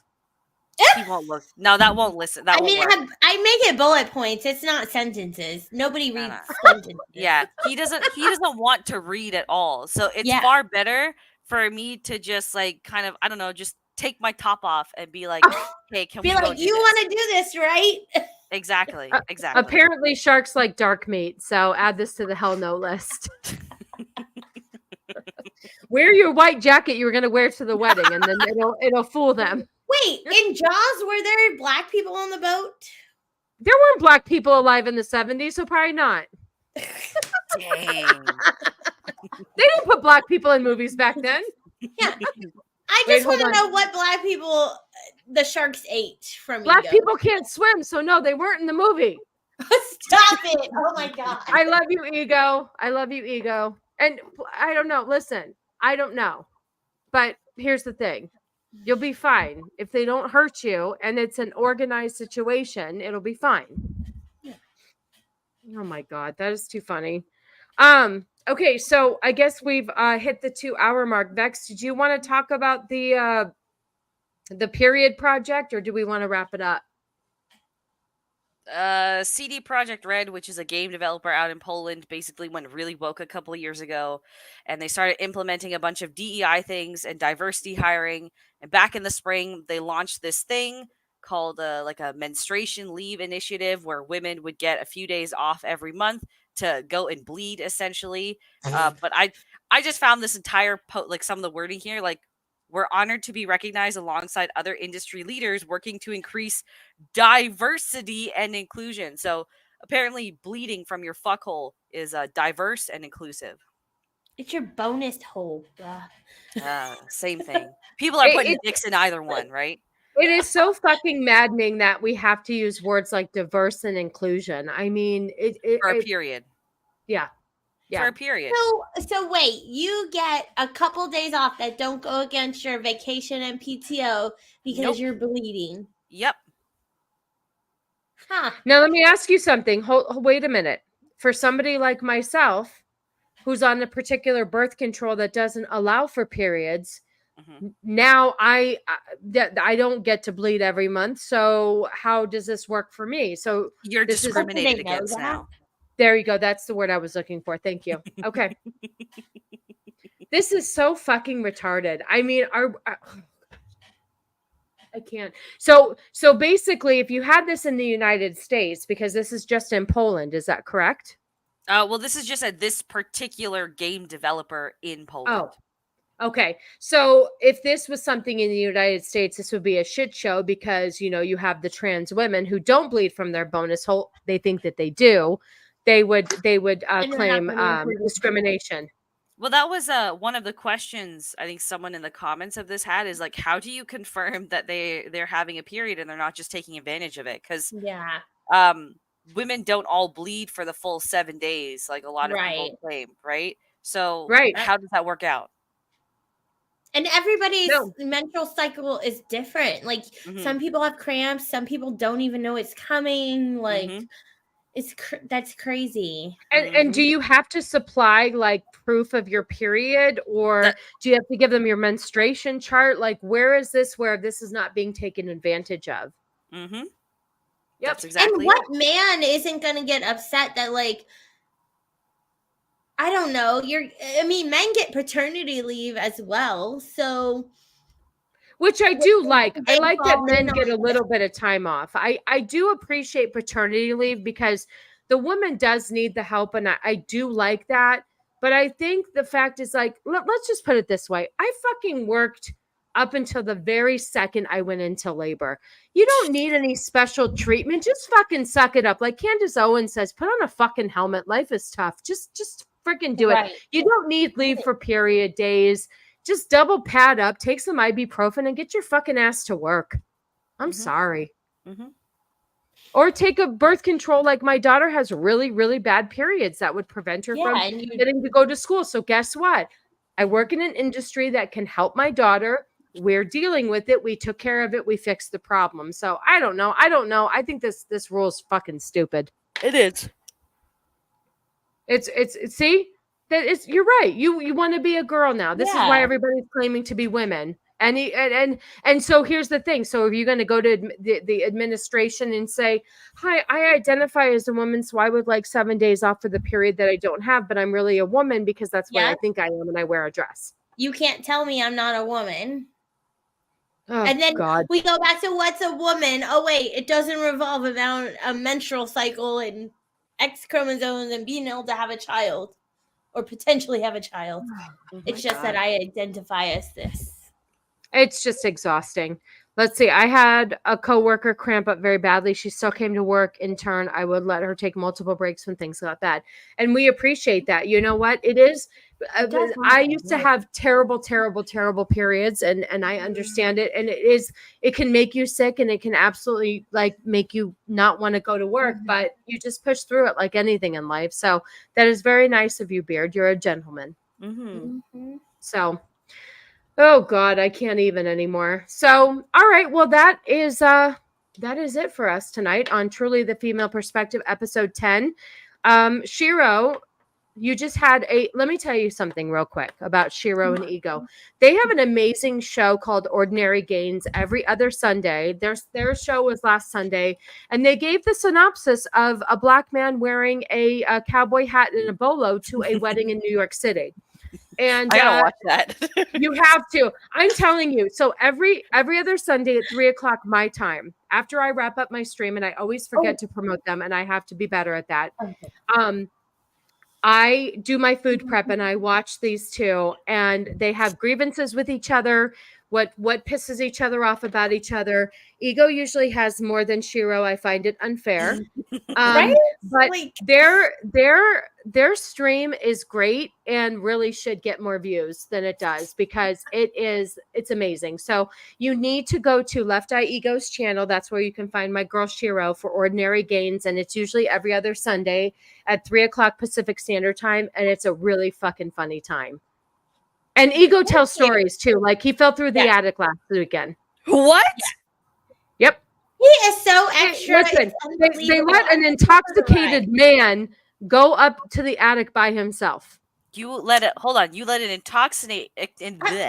intoxicated, one-eyed black man go up to an attic. Yep. Who can't hear? First of all, let's just talk about this. A black man going up into the attic by himself to roam around. They don't do that. So, first of all, when he said, I'm going to go look in the attic, we were all like, okay. We didn't expect him to try to walk. He can't see anything. And he can't hear anything either, so he couldn't even hear that he fell through the fucking ceiling. Like, I just don't get it. And then all of a sudden, I hear them, like my cousin and him, like talking or yelling, really. And I'm like, oh, they're joking around. And then I come in the house, and I find out that my husband almost died. If you go to Left Eye Ego's Twitter page, I think he posted a picture of it. If not, listen, his link is in the description because that's the link I put for Shiro because she doesn't have her own channel. So if you guys want to check it out, a black man not only fell through the attic intoxicated, he wore a cowboy hat and a bolo tie and sparkly shoes to a white wedding in New York City. Dang. It's worth the listen, you guys. Half Puerto Rican. I have to say, there is not one time I listened to that stream that I'm not laughing out loud. It is hysterical. The two of them together are funny, especially when Shiro gets her slushy from Fat Tuesdays, which hasn't been in a while, I've noticed. Well, no, it hasn't because we were, to be honest, a lot of people don't know this. We were doing IUI for the past, few months. We did our 3 trials. So there's a lot of times where I haven't been able to drink. Gotcha. And so, yeah, now we're not on that journey and I'll be drinking a little bit more, but eventually we'll be back on the journey. So. Hold on a second. Jay, you're really fucking late, dude. Really late. Really fucking late. But I love you anyway because you got the gooch. About to end kind of late. Yeah. Just because you can draw a picture of male genitalia called the gooch doesn't give you a pass, sir. It gives me a pass. I accept that pass, but it does give you the pass. So anyway, I promoted for you, Shiro. You're welcome. Thank you so much. I appreciate it. You did way better than I could ever do. It's a funny fucking show. I laugh every single time I watch it. The two of them together are great. And then Vex, do you want to promote anything, my love? I had a video drop on Wednesday. You can check that out. I got stuff coming up in the week. That's all. And she's getting sassy on Twitter telling people to go fuck themselves, and it's been great. I love it. Have I? Well, you just kind of tell people that they're wrong, and then you buy video games instead. Oh, that post. Okay. Yeah, I guess I do tell people to fuck off. I don't even I'm know just what I do kidding, on Jay. Twitter I love anymore. you anyway. I'm just kidding, Jay. Yeah, no, Vex has a really good channel. She reviews a lot of great stuff. She just did a whole breakdown of the last 2 episodes of The Continental. And then she did the first episode. Right, you did 2 episodes in one stream, right? In one video, yeah. Yeah. And then she has the first episode as well. It makes me want to watch The Continental, but follow Vex. She has 2 channels, Vex Electronica and Vex Gaming. Vex Electronica Gaming. Thank you. It's in the description. Just go and subscribe to every channel. Don't let me tell you twice. Thank you. And then let's see, as far as for me, let's see, it's Friday. So I'm going to be nice and promote my husband because he doesn't promote me all the time. But my husband, Mr. Cannoli Sasquatch, is going to be on Saturday Night Hypnosis tomorrow night with Hypnotic at 5:00 p.m. Pacific Standard Time. And then you can find myself here on Sunday, 12 noon Pacific Standard Time. I've gotten a lot of feedback on my thumbnail that I just put out as a preview. So if you guys want to know where that thumbnail photo came from, I have a lovely video of that thing dancing around in a red 2-piece. Yeah. So I actually like Gorlock. I know that's a hot take, but I like him. You like who? He was Gorlock. okay on the whatever podcast. Yeah, right? I thought Gorlock was the most sane person on that entire panel on whatever. Yeah. No, they are. They just put out a video of their Miami sugar daddy wanting them to wear this red 2-piece and did a whole little like fit check. And it came up on my feed and I'm like, you know what? I'm going to use, the person's name is Al Weezy. They say, they call themselves Al. So Hold on. Sugar daddy? They need to be going to an insulin factory at that size, if anything. Right. Correct. I need to send you something tonight. You might have it, but just in case. Beard, thank you. I always appreciate you.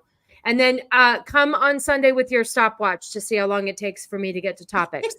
But yeah, no, this person has a sugar daddy. It's disgusting. And I don't understand why that can get a sugar daddy and I can't. Just saying. You know what? It's not so much how you look.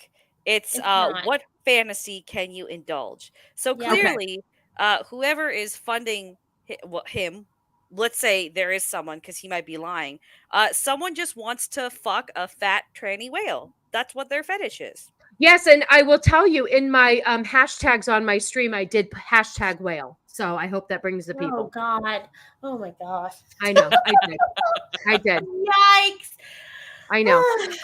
Let's see. I mean, okay. Vex, I do agree with you a little bit there, though. Like, at one point in my life, it's like, I could do this sugar baby thing, and a lot of brown men love the white girl, okay? There you go. Yeah, it's a fetish thing, not a look I thing. did talk about that on my stream the other day. I was like, you know what? There's a lot of black men who don't, it's just a thing, and it's okay. I just need to make some money at this shit. I'm tired of being broke. I got to pay for hearing aids. Dudes love MILFs. Well, I am a MILF. I just better get my shit together. Cannoli's fine with it as long as some guys just want a sandwich. It's okay. I can make a killer fucking sandwich. I'll tell you that much. Okay, so Monday night, Cannoli's doing MMM. They are doing The Departed. You can find the Vexorcist there or Vexosaurus. No, I won't be there Monday. Oh, she won't be there Monday, so don't come for her. Dang, but there'll be some other movie. Yeah, it is a good movie. You won't be there. It'll be a panel full of dudes. So I don't know what to tell you. And then next Friday you can find myself and Cannoli Sasquatch on Cannoli's channel for the Cannoli Connection. We are going to have Nadia and her husband Chris from the Inside All Day podcast. We're going to be interviewing them. She is a super huge. We were supposed to have them on tonight. Thank God we didn't because we had to move our show because Friday the 13th. And she is used to make haunted houses, and she's a special effects makeup artist back in the day. So I'm really interested in talking with her, and she was the one that told me not to go to Zach Baggins' haunted house. So we'll get some more information as to maybe like what her take was on that. She's got a lot of good, just like nerdy knowledge. She does. Yeah. She does a really cool podcast, Dames and Dorks, and she's very, very knowledgeable about a lot of different stuff.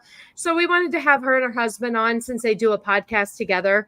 Yeah, and I guess that's it. So you can find myself and Shiro and the Vexorcist All of our socials and everything is in the description. And we'll be back November, the first Friday in November, with another Truly the Female Perspective.